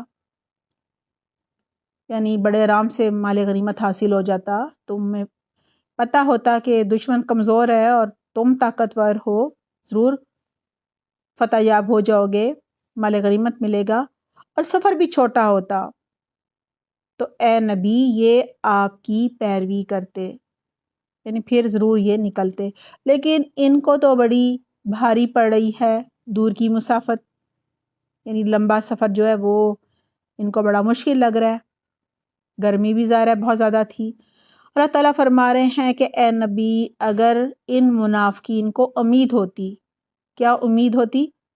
کہ یہ آسان جنگ ہے، آسانی سے مال غنیمت ملے گا، موسم بھی سازگار ہے، فصلیں کاٹنے اور کھجوریں اتارنے کا موسم بھی نہیں ہے، تو یہ ضرور جنگ کے لیے نکلتے۔ مگر جنگ تبوک کی صورت جو ہے، صورتحال یہ تھی، جیسے پہلے بات ہوئی سفر بہت لمبا تھا، مدینہ سے شام تک کا تھا نا، سخت گرمی تھی، کھجوریں اتارنے اور فصلیں کاٹنے کا وقت تھا، سواریاں بھی کم تھی، دشمن بھی بہت مضبوط تھا، بڑا طاقت والا تھا، طاقتور بھی تھا، جیسے کہ آج کل سپر پاور جو بھی ہے آپ سمجھ لیں اس زمانے کی یہ سپر پاور تھا۔ یہی وجہ تھی کہ جہاد کا سن کر ان کے دل جو ہے وہ بیٹھ گئے تھے، انہیں فتح کی بجائے شکست نظر آ رہی تھی، لہٰذا موت کا ڈر تھا انہیں، تو کیسے آپ کے ساتھ نکلتے۔ وَسَيَحْلِفُونَ بِاللَّهِ لَوْ اسْتَطَعْنَا لَخَرَجْنَا مَعَكُمْ، اور عنقریب یہ لوگ قسمیں کھائیں گے اللہ کی کہ اگر ہمارے اندر استطاعت ہوتی تو ہم ضرور نکلتے تم لوگوں کے ساتھ۔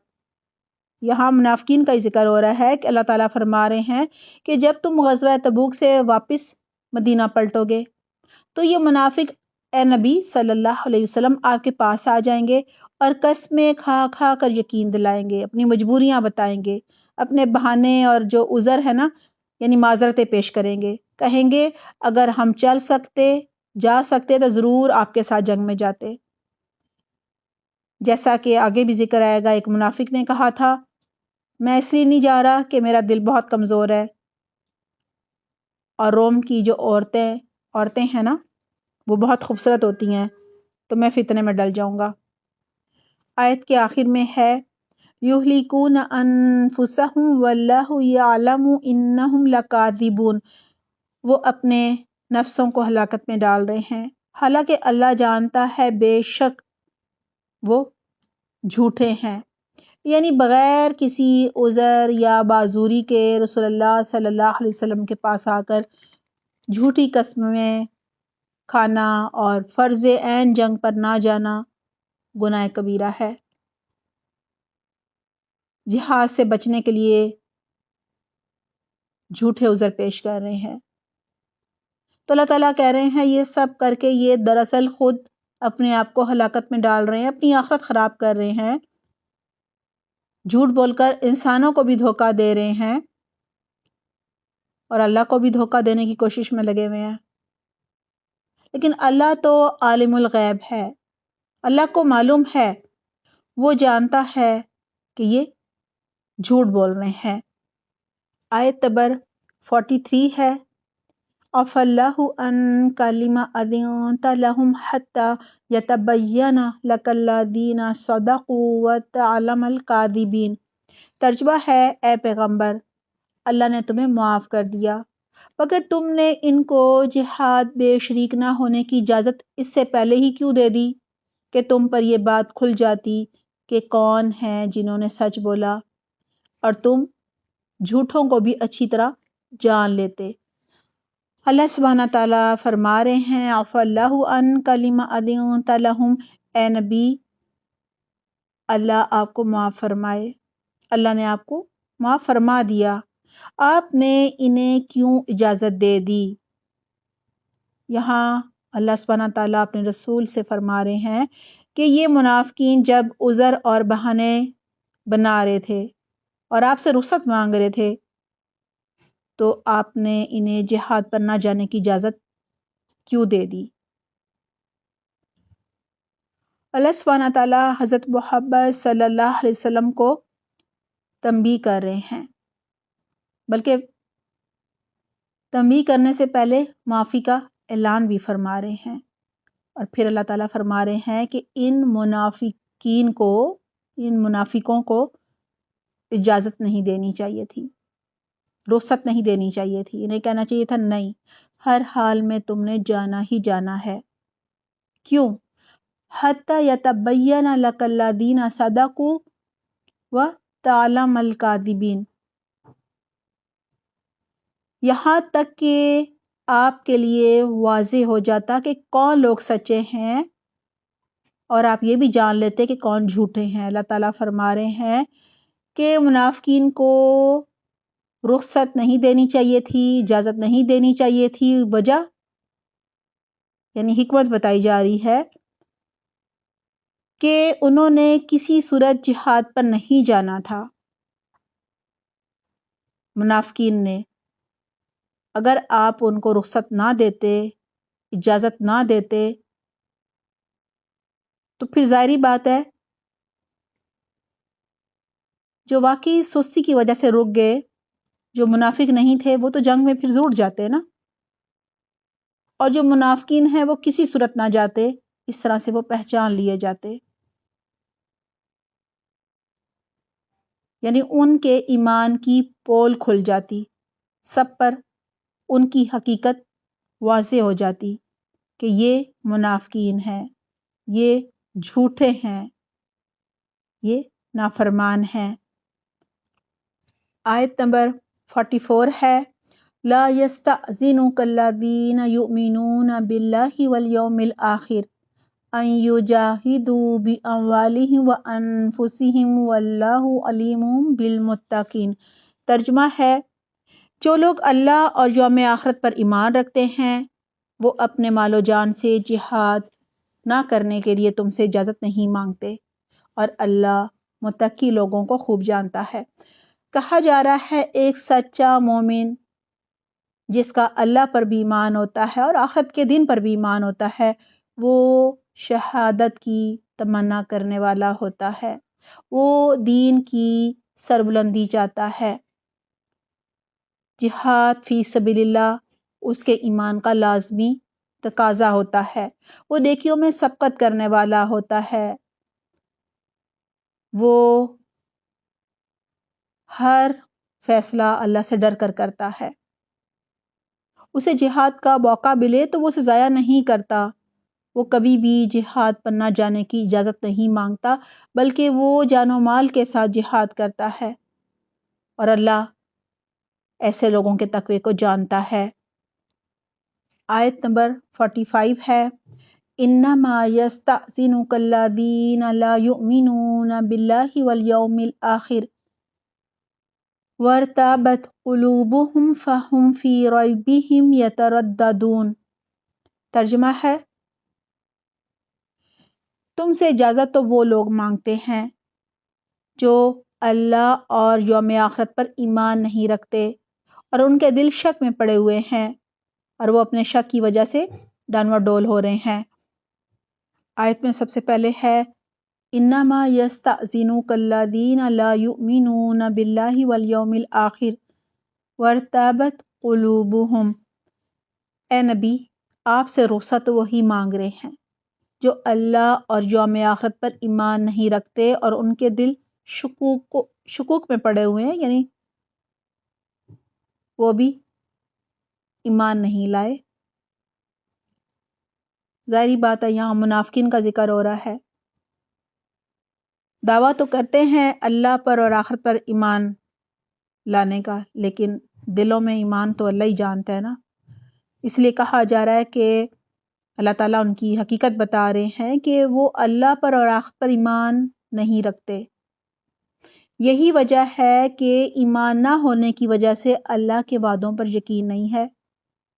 جب آخرت پر یقین نہیں ہے تو آخرت کے اجر کی بھی امید نہیں ہے، آخرت کی تیاری بھی نہیں کرتے، ان کے دل شکوک و شبہات میں مبتلا رہتے ہیں، یعنی ابھی بھی وہ انتظار کر رہے ہیں، انہیں نہیں معلوم مسلمان کامیاب ہوں گے یا کافر مشرک۔ یہی وجہ ہے کہ وہ دونوں کو راضی رکھ رہے ہیں اور اس انتظار میں ہیں کہ جو کامیاب ہو گیا اس کے ساتھ جا ملیں گے۔ اس لیے کہا جا رہا ہے شکوک و شبہات میں ہے۔ مسلمانوں کو کہتے ہیں کہ دیکھو ہم ایمان لے آئے، تمہارے ساتھ جہاد پہ بھی جانے کو تیار ہیں۔ وہ الگ بات ہے جب جہاد ایسا مشکل ہو تو نہیں جاتے، اور وہاں یہ اپنے لوگوں کو کہا کرتے تھے کہ ہم تو مسلمانوں کو دھوکہ دے رہے ہیں، جنگ میں تو ہم تمہاری چھپ چھپ کے مدد کرتے ہیں۔ یاد کرو نا، اللہ تعالیٰ کہہ رہے ہیں فَهُمْ فِي رَيْبِهِمْ يَتَرَدَّدُونَ، اور وہ اپنے اسی شک و شبے کیے متردد ہیں، یعنی اسی میں پڑے ہوئے ہیں، کیونکہ آخرت پر ایمان نہ ہونے کی وجہ سے انہیں آخرت کے اجر کی کوئی امید نہیں ہے، لہٰذا مرنا نہیں چاہتے۔ آپ سورۃ البقرہ میں پڑھ چکے ہیں، ان کا دل کرتا ہے ان کی زندگی بہت لمبی ہو، کئی 100 سال ہو۔ یہی وجہ تھی کہ وہ جہاد پر جانے سے بچتے تھے کہ کہیں جان نہ چلی جائے، اس کے لیے ہر طرح کے جھوٹے بہانے، معذرتیں اور عذر پیش کرتے تھے۔ آیت نمبر 46 ہے وَلَوْ أَرَادُوا الْخُرُوجَ لَأَعَدُّوا لَهُ عُدَّةً وَلَكِنْ كَرِهَ اللَّهُ بِعَاثَهُمْ فَثَبَّتَهُمْ وَقِيلَ اقْعُدُوا مَعَ الْقَاعِدِينَ۔ ترجمہ ہے، اگر ان کا ارادہ نکلنے کا ہوتا تو اس کے لیے انہوں نے کچھ نہ کچھ تیاری کی ہوتی، لیکن اللہ نے ان کا اٹھنا پسند ہی نہیں کیا، اس لیے انہیں سست پڑا رہنے دیا اور کہہ دیا گیا کہ جو معذور ہونے کی وجہ سے بیٹھے ہیں ان کے ساتھ تم بھی بیٹھ جاؤ۔ دیکھیں یہاں سب سے پہلے کہا جا رہا ہے وَلَوْ أَرَادُوا الْخُرُوجَ لَأَعَدُّوا لَهُ عُدَّةً، اور اگر انہوں نے نکلنے کا ارادہ کیا ہوتا تو اس کے لیے تیاری کی ہوتی، یعنی ساز و سامان اس کے لیے مہیا کرتے، فراہم کرتے۔ جیسا کہ پہلے بات ہوئی تھی کہ غزوہ تبوک کا سفر طویل تھا، مشکل تھا، لہٰذا اس کے لیے بھرپور تیاری کی ضرورت تھی۔ ان حالات میں جو لوگ اس غزوے کی تیاری یا کوئی بھی کوشش نہیں کر رہے تھے بلکہ ہاتھ پر ہاتھ رکھ کر بیٹھے ہوئے تھے، وہ یہ ثابت کر رہے تھے کہ ان کا غزوہ تبوک پر جانے کا کوئی ارادہ نہیں ہے، کوئی نیت نہیں ہے، دیکھیں سفر لمبا ہے تو اس کے لیے آپ اچھی سواری ڈھونڈیں گے، زیادہ راہ کا بندوبست کریں گے۔ کون کرے گا؟ جس کی نیت ہوگی جانے کی۔ جس کی نہ نیت ہے نہ ارادہ ہے تو وہ پھر تیاری کیوں کرے گا؟ وَلَٰكِن كَرِهَ اللَّهُ بِعَاثَهُمْ وَثَبَّتَهُمْ وَقِيلَ اقْعُدُوا مَعَ الْقَاعِدِينَ۔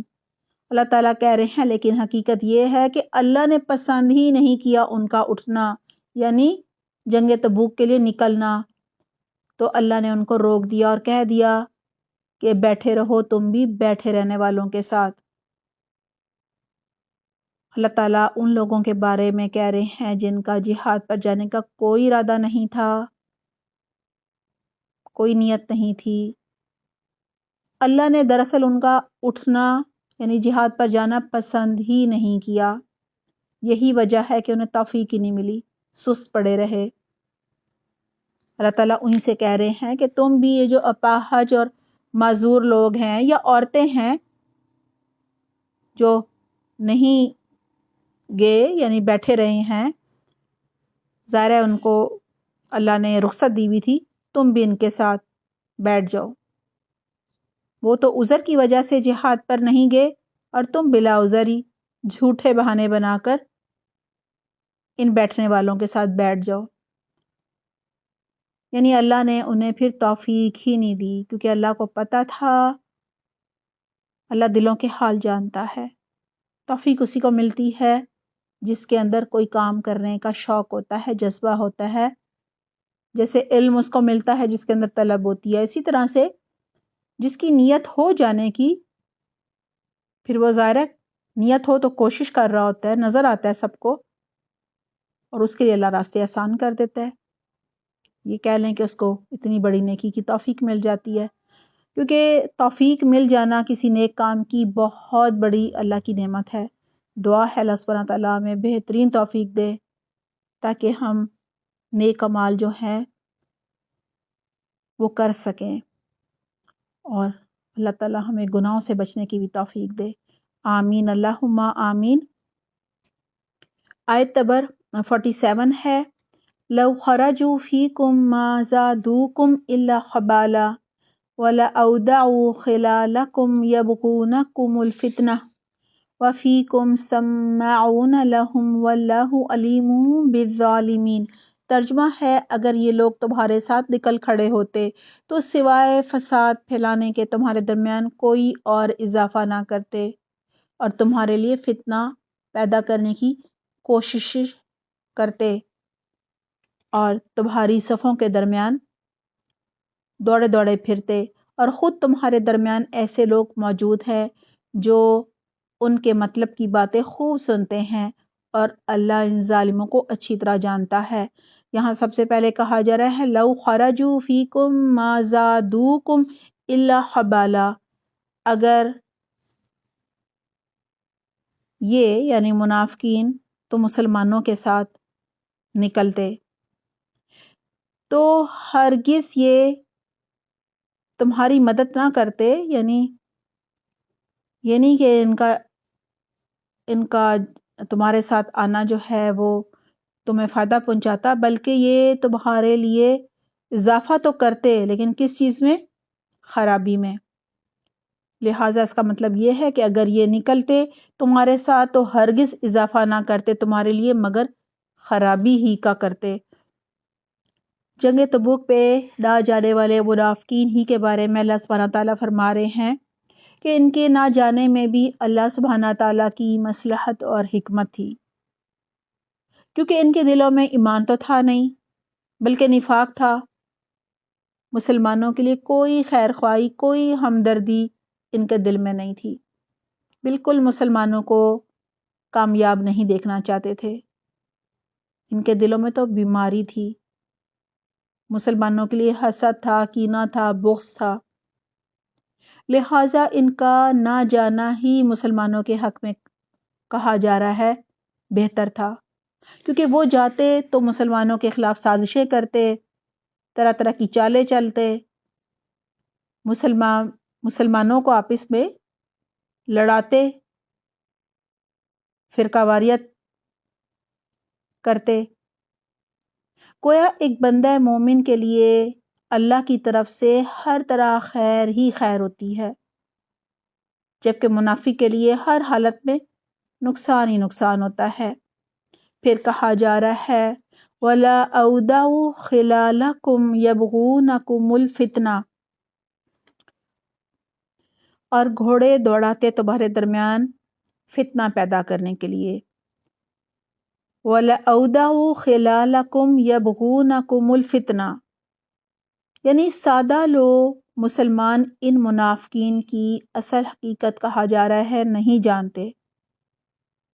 اگر یہ منافقین مسلمانوں کے ساتھ جہاد میں یعنی غزوہ تبوک میں نکل جاتے تو ضرور ان کے اندر فساد کے بیج بوتے، پوری کوشش کرتے، انہیں ورغلاتے، جاسوسی کے لیے دوڑے لگاتے، ادھر سے ادھر ادھر سے ادھر، اور مسلمانوں کی خبریں لا کر کافروں تک پہنچاتے۔ وَفِيكُمْ سَمَّاعُونَ لَهُمْ وَاللَّهُ عَلِيمٌ بِالظَّالِمِينَ، اور تمہارے اندر ان کے جاسوس بھی ہیں اور اللہ ظالموں سے خوب واقف ہے۔ یہاں اللہ تعالیٰ فرما رہے ہیں کہ تمہارے اندر جاسوس بھی ہیں، اس کا یہ معنی ہے کہ تمہارے درمیان ان کی باتیں، ان منافقین کی باتیں سننے والے بھی موجود ہیں، کچے کانوں والے بھی موجود ہیں، یا کہہ لیں کہ ایسے نیک دل اور سادہ لوگ مسلمان بھی موجود ہیں جو منافقین کے لیے بھی حسن ظن رکھتے ہیں، لہٰذا وہ مسلمانوں کی باتیں بڑے غور سے اور توجہ سے سنتے ہیں۔ اور ظاہری بات ہے منافقین تو کلمہ جھوٹ موٹ کا پڑھ کے ان کے لیے مسلمان ہی تھے، انہیں تو نہیں پتہ ان کے دل کے اندر کیا ہے، سادہ سے لوگ تھے وہ۔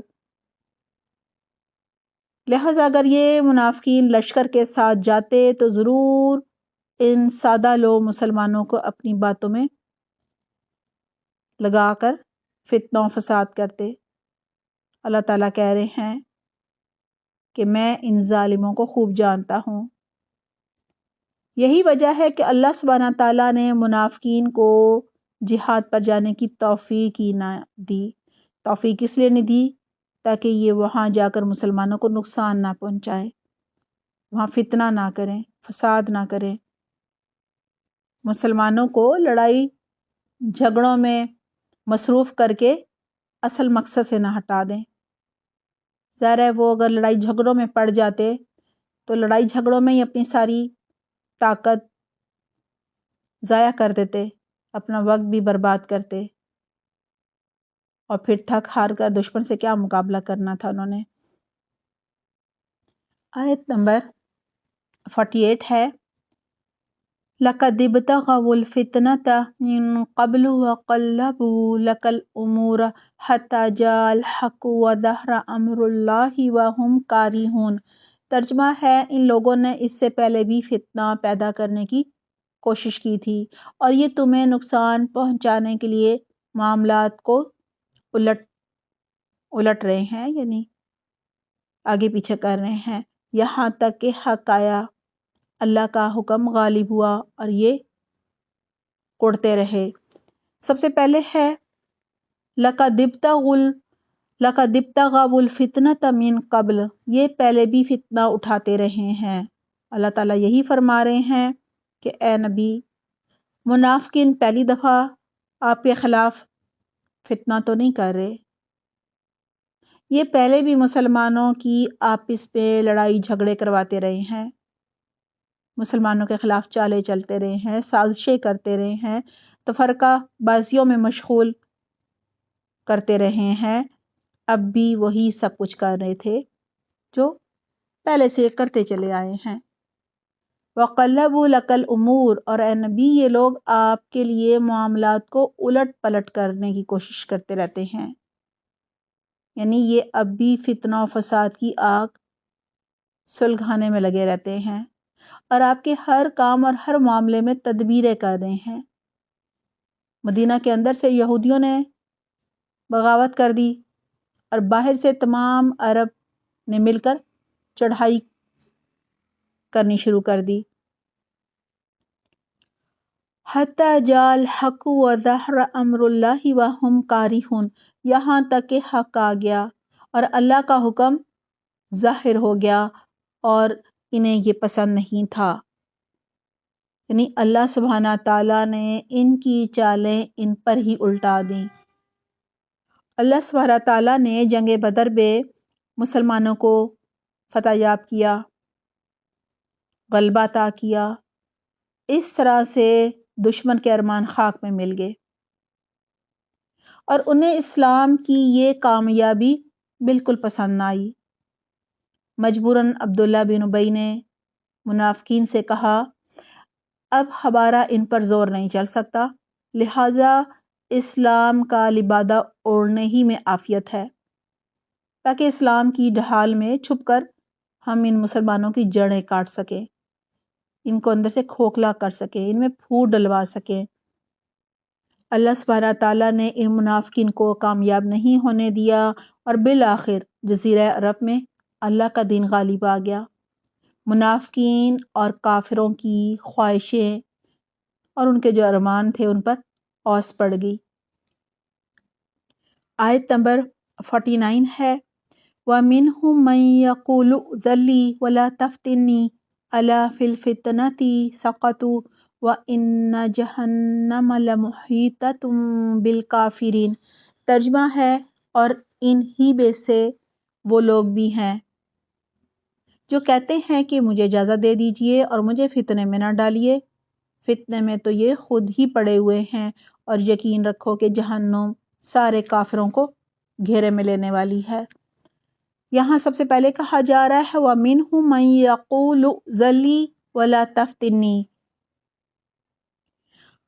اور ان میں سے کوئی وہ بھی ہے جو کہتا ہے کہ مجھے رخصت دے دیجئے، یعنی مجھے جنگ میں نہ جانے کی اجازت دے دیجئے اور مجھے فتنے میں نہ ڈالیے۔ یہاں منافق جد بن قیس کا ذکر ہے۔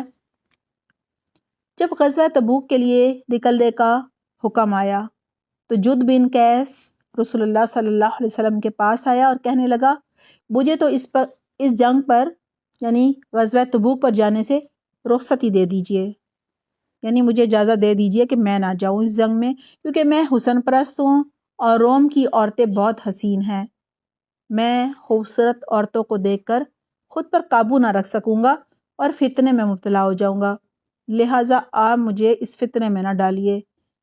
نعوذ باللہ آپ صلی اللہ علیہ وسلم کو الزام دے رہا ہے کہ آپ مجھے فتنے میں نہ ڈالیے۔ پھر وہ کہتا ہے اور مجھے اجازت دے دیجئے کہ جنگ میں نہ جاؤں اور پیچھے ہی رہوں۔ اللہ تعالیٰ فرما رہے ہیں الا فی الفتنۃ سقطوا، خبردار ہو جاؤ، فتنے میں تو یہ لوگ پڑ چکے ہیں۔ اللہ تعالیٰ فرما رہے ہیں کہ اس طرح کے بدترین بہانے بنانے والوں نے خود اپنے آپ کو فتنے میں مبتلا کر لیا ہے، یعنی خود ہی اپنا نقصان کر لیا ہے۔ رسول اللہ صلی اللہ علیہ وسلم کے سامنے جھوٹے اور بیہودہ بہانے بنا کر جہاد سے منہ موڑنا، کہا جا رہا ہے کیا یہ کم فتنہ ہے؟ اپنی دنیا اور آخرت انہوں نے برباد کر لی ہے۔ دنیا اور آخرت کی بربادی سے بڑا فتنہ کیا ہو سکتا ہے؟ دنیا میں بھی اللہ کی رحمت سے، خیر و برکت سے، فضل سے محرومی ہے ان کے لیے۔ وَإِنَّ جَهَنَّمَ لَمُحِيطَةٌ بِالْكَافِرِينَ، جہنم ان کافروں کو گھیرنے والی ہے اور آخرت بھی ان کی برباد ہونے والی ہے۔ لہٰذا یہ کافر اس جہنم سے نہ خود کو بچا سکیں گے، نہ بھاگ سکیں گے اور نہ ہی نجات پا سکیں گے۔ آیت نمبر 50 ہے ان تصبک حسنۃ تسؤہم وان تصبک مصیبۃ یقولوا قد اخذنا امرنا من قبل ویتولوا وهم فرحون۔ ترجمہ ہے اگر تمہیں کوئی بھلائی مل جائے تو انہیں بری لگتی ہے، اور اگر تم پر کوئی مصیبت آ پڑے تو کہتے ہیں کہ ہم نے تو اپنا معاملہ پہلے ہی درست کر لیا تھا، یہ کہہ کر بڑے خوش خوش واپس چلے جاتے ہیں۔ آیت نمبر 50 میں سب سے پہلے کہا جا رہا ہے ان تصبک حسنۃ تسؤہم، اے نبی اگر آپ کو کوئی اچھی بات پہنچتی ہے، یعنی کوئی بھلائی ملتی ہے، کوئی خیر ملتی ہے، کوئی نعمت ملتی ہے، کوئی خوشی ملتی ہے تو انہیں وہ بری لگتی ہے۔ یعنی مسلمانوں کو جب کوئی فتح، کامیابی، خیر، بھلائی ملتی ہے تو کافروں کو، مشرکوں کو، منافقوں کو یہ بہت بری لگتی ہے۔ یعنی مسلمانوں کو ملنے والی جو بھی کامیابی اور خوشی ہوتی ہے وہ انہیں ایک آنکھ نہیں بھاتی، انہیں بہت ہی ناگوار گزرتا ہے کہ مسلمانوں کو کوئی بھلائی کی خبر مل گئی ہے، کوئی اچھائی مل گئی ہے، کوئی فائدہ ہو گیا ہے، کوئی کامیابی ہو گئی ہے۔ وَإِن تُصِبْكَ مُصِيبَةٌ يَقُولُوا قَدْ أَخَذْنَا أَمْرَنَا مِن قَبْلُ، اور اے نبی اگر آپ کو کوئی تکلیف پہنچتی ہے تو وہ کہتے ہیں کہ ہم نے تو اپنا معاملہ پہلے ہی درست کر لیا تھا۔ یعنی مسلمانوں کو اور آپ صلی اللہ علیہ وسلم کو جب کوئی مصیبت یا مشکل درپیش آتی ہے، کوئی نقصان ہو گیا، کوئی شکست ہو گئی، تو کہتے ہیں ہم نے تو پہلے ہی اپنا بچاؤ کر لیا تھا، ہم مسلمانوں کی طرح بے وقوف تھوڑی ہیں، ہم نے ان حالات پر نظر رکھی ہوئی تھی، ہم نے ان برے حالات سے نمٹنے کے لیے پہلے ہی انتظامات کر لیے تھے، ہم نے اپنی حفاظت کا بندوبست قبل از وقت کر لیا تھا، اور خوش ہو جاتے ہیں۔ اسی لیے کہا جا رہا ہے وَيَتَوَلَّوْا وَهُمْ فَرِحُونَ، اور وہ لوٹ جاتے ہیں خوشیاں مناتے ہوئے، یعنی پھولے نہیں سماتے کہ ہم بچ گئے اور مسلمان جو ہیں وہ مصیبت میں پھنس گئے۔ آیت نمبر 51 ہے قُلْ لَنْ يُصِيبَنَا إِلَّا مَا كَتَبَ اللَّهُ لَنَا هُوَ مَوْلَانَا وَعَلَى اللَّهِ فَلْيَتَوَكَّلِ الْمُؤْمِنُونَ۔ ترجمہ ہے کہہ دو کہ اللہ نے ہمارے مقدر میں جو تکلیف لکھ دی ہے، ہمیں اس کے سوا کوئی اور تکلیف ہرگز نہیں پہنچ سکتی، وہ ہمارا رکھوالا ہے، اور اللہ ہی پر مومنوں کا بھروسہ ہوتا ہے۔ سب سے پہلے کہا جا رہا ہے قُلْ لَنْ يُصِيبَنَا إِلَّا مَا كَتَبَ اللَّهُ لَنَا هُوَ مَوْلَانَا، اے نبی آپ کہہ دیجئے کہ ہم پر کوئی مصیبت نہیں آ سکتی سوائے اس کے کہ جو اللہ نے ہمارے لیے لکھ دی ہے، اور وہی ہمارا مولا ہے۔ یعنی ایک بندہ مومن ہمیشہ اللہ کی رضا میں راضی رہنے والا ہوتا ہے، اس کا تقدیر پر ایمان ہوتا ہے، تقدیر پر یقین ہوتا ہے کہ اس کائنات میں اللہ کی اجازت اور اذن کے بغیر پتا بھی نہیں ہل سکتا۔ اگر کسی پر کوئی آزمائش آ رہی ہے تو اس میں اللہ کی کوئی نہ کوئی مشیت، کوئی نہ کوئی مصلحت ہوگی، یعنی اس آزمائش میں ہمارے ہی لیے کوئی نہ کوئی خیر چھپی ہوگی، کیونکہ اللہ ہمارا مولا ہے، وہ جس حال میں رکھے ہمیں راضی رہنا چاہیے۔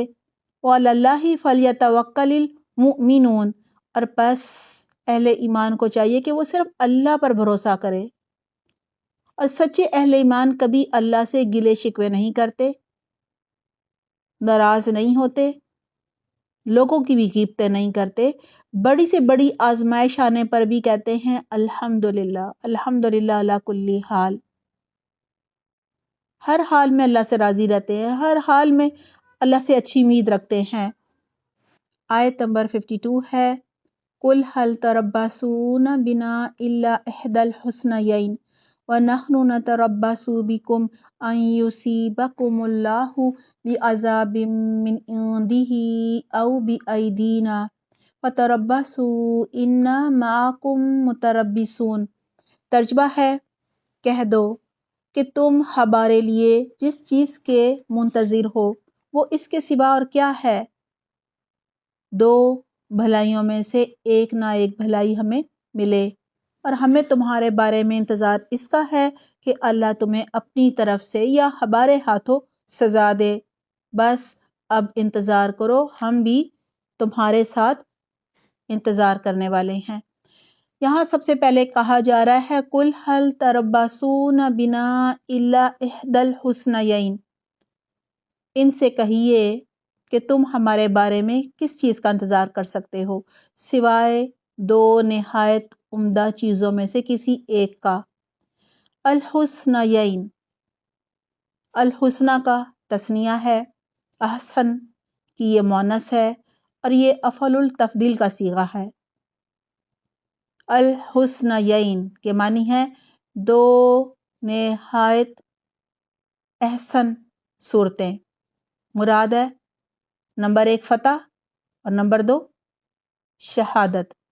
ظاہر ہے یا تو جنگ میں فتح حاصل ہوتی ہے یا انسان شہادت اسے نصیب ہو جاتی ہے۔ یعنی دو صورتوں میں سے پہلی صورت یہ ہے کہ بندہ مومن اللہ کی راہ میں جہاد کرنے نکلے اور اللہ کی راہ میں اپنی جان قربان کر دے یعنی شہید ہو جائے، اور اگر بندہ مومن کامیاب لوٹے تو وہ غازی بن جائے گا، مال غنیمت ملے گا۔ لہٰذا جب ایک مسلمان جہاد کے لیے نکلتا ہے تو اس کے دو ہی انجام ہوتے ہیں اور دونوں ہی اچھے ہوتے ہیں، تیسرا کوئی انجام نہیں ہوتا۔ شہادت کی صورت میں جنت میں چلا جاتا ہے، جنت میں رزق پاتا ہے۔ اللہ سبحانہ تعالیٰ نے خود فرمایا ہے کہ شہید کو مردہ نہ کہو، اور فتح یاب ہو جائے تو مال غنیمت پاتا ہے، غازی کہلاتا ہے۔ کچھ لوگ کہتے تھے اگر ہم شہید ہو گئے تو ہمارا نقصان ہو جائے گا، ایک ہی دفعہ زندگی ملتی ہے، ہماری جان چلی جائے گی۔ حالانکہ ایک مومن کے لیے شہادت نقصان کا نہیں بلکہ بڑے نفع کا سودا ہوتا ہے۔ پھر کہا جا رہا ہے وَنَحْنُ نَتَرَبَّصُ بِكُمْ أَن يُصِيبَكُمُ اللَّهُ بِعَذَابٍ مِّنْ عِندِهِ أَوْ بِأَيْدِينَا، اور اے منافقو ہم انتظار کر رہے ہیں تمہارے بارے میں کہ اللہ تمہیں پہنچائے کوئی عذاب اپنے پاس سے یا ہمارے ہاتھوں سے۔ منافقو کیا تم مسلمانوں کے بارے میں یہ انتظار کر رہے ہو کہ مسلمان غزوہ تبوک میں شکست کھائیں،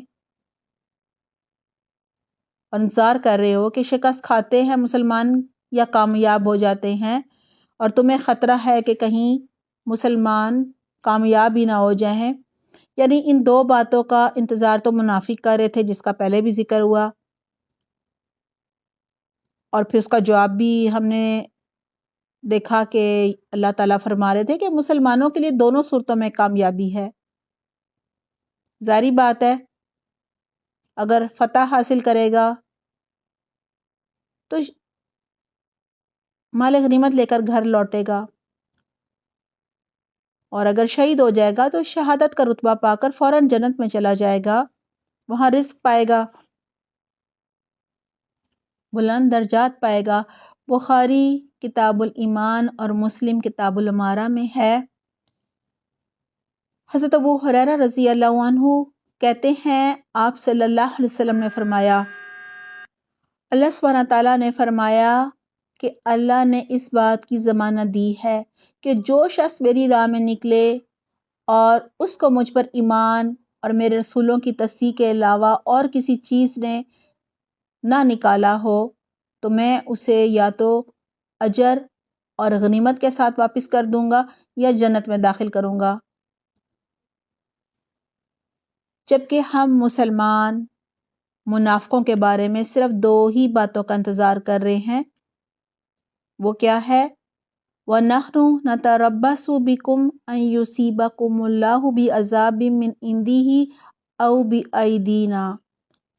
ہمیں بھی منافقوں کے بارے میں انتظار ہے کہ اللہ تمہیں عذاب دے یا ہمارے ہاتھوں سے عذاب دلوائے، یعنی ہمیں تو صرف یہ انتظار ہے کہ تمہارے کرتوتوں کی وجہ سے اللہ خود تم پر عذاب نازل فرما دے، یا ہمیں اجازت دے کہ ہم تمہاری گردنیں اڑائیں۔ فَتَرَبَّصُوا إِنَّا مَعَكُم مُتَرَبِّصُونَ، بس تم بھی انتظار کرو، ہم بھی تمہارے ساتھ انتظار کر رہے ہیں۔ یعنی یا تو یہ اللہ کا عذاب براہ راست تم پر نازل ہوگا یا ہمارے ہاتھوں سے تم پر اللہ کی مار پڑے گی، تم ہمارے ہاتھوں قتل ہوگے اور قید کیے جاؤ گے۔ اچھا اب تم اپنی جگہ انتظار کرو اور ہم اپنی جگہ منتظر ہیں۔ الحمدللہ ہماری تفسیر مکمل ہو گئی۔ آج کا ہوم ورک نوٹ کر لیجئے۔ سوال نمبر 1، آج کی آیات کا ترجمہ، الفاظ کے واحد جمع اور روٹ ورڈز بتائیے۔ سوال نمبر 2، نماز عیدین کا طریقہ بتائیے۔ اس صفحہ ہمارا نماز روی کا لیسن ہے، نماز عیدین۔ اس کا لنک جو ہے وہ ڈسکرپشن باکس میں دیا جا رہا ہے، ویڈیو دیکھ لیجئے گا۔ سوال نمبر 3، مندرجہ ذیل الفاظ میں سے فعل ماضی اور فعل مضارع الگ الگ کیجئے۔ نمبر 1، کتبہ۔ نمبر 2، یضربو۔ نمبر 3، یفتح۔ نمبر 4، سمع۔ نمبر 5، یکرم۔ نمبر 6، یفعل۔ نمبر 7، کرم۔ نمبر 8، یسمع۔ اس دفعہ ہمارا عربی گرامر کا لیسن نمبر 22 ہے، ٹاپک ہے فعل۔ اس کی ویڈیو کا لنک ڈسکرپشن باکس میں دیا جا رہا ہے، ویڈیو دیکھ لیجئے گا۔ سوال نمبر 4، منافقین جہاد پر کیوں نہیں جانا چاہتے تھے؟ آیت نمبر ہے 38۔ سوال نمبر 5، جہاد پر نہ جانے والوں کے ساتھ اللہ سبحانہ تعالیٰ ان کے ساتھ کیا معاملہ کرتا ہے؟ آیت نمبر ہے 39۔ سوال نمبر 6، رسول اللہ صلی اللہ علیہ وسلم نے غار ثور میں حضرت ابوبکر رضی اللہ عنہ کو کیا کہہ کر تسلی دی تھی اور آپ نے اپنے عمل کے لیے کیا سیکھا؟ آیت نمبر ہے 40۔ سوال نمبر 7، غزوہ تبوک فرض عین کیوں تھی؟ سب کے لیے نکلنا کیوں ضروری تھا؟ آیت نمبر ہے 41۔ سوال نمبر 8، غزوہ تبوک کے لیے نکلنا منافقین کے لیے کیوں اتنا بھاری اور مشکل تھا؟ آیت نمبر ہے 42۔ سوال نمبر 9، اگر آپ صلی اللہ علیہ وسلم منافقین کو جہاد پر نہ جانے کی اجازت نہ دیتے تو بہتر ہوتا، وضاحت کیجئے۔ آیت نمبر ہے 43۔ سوال نمبر 10، کون لوگ جہاد پر نہ جانے کی اجازت نہیں مانگتے؟ آیت نمبر ہے 44۔ سوال نمبر 11، جہاد پر نہ جانے کی اجازت کون لوگ مانگتے ہیں؟ آیت نمبر ہے 45۔ سوال نمبر 12، جن لوگوں کا جہاد کرنے کا ارادہ ہی نہ تھا، اللہ سبحانہ تعالیٰ نے ان کے ساتھ کیا معاملہ کیا؟ آیت نمبر ہے 46۔ سوال نمبر 13، اگر منافقین غزوہ تبوک پر جاتے تو مسلمانوں کو کیا نقصان ہوتا؟ آیت نمبر 47۔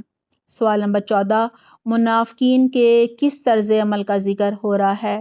آیت نمبر 48۔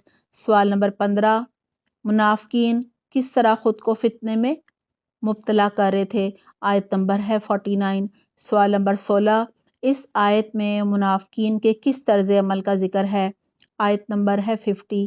سوال نمبر 17، آپ نے اپنے عمل کے لیے اس آیت سے کیا سیکھا؟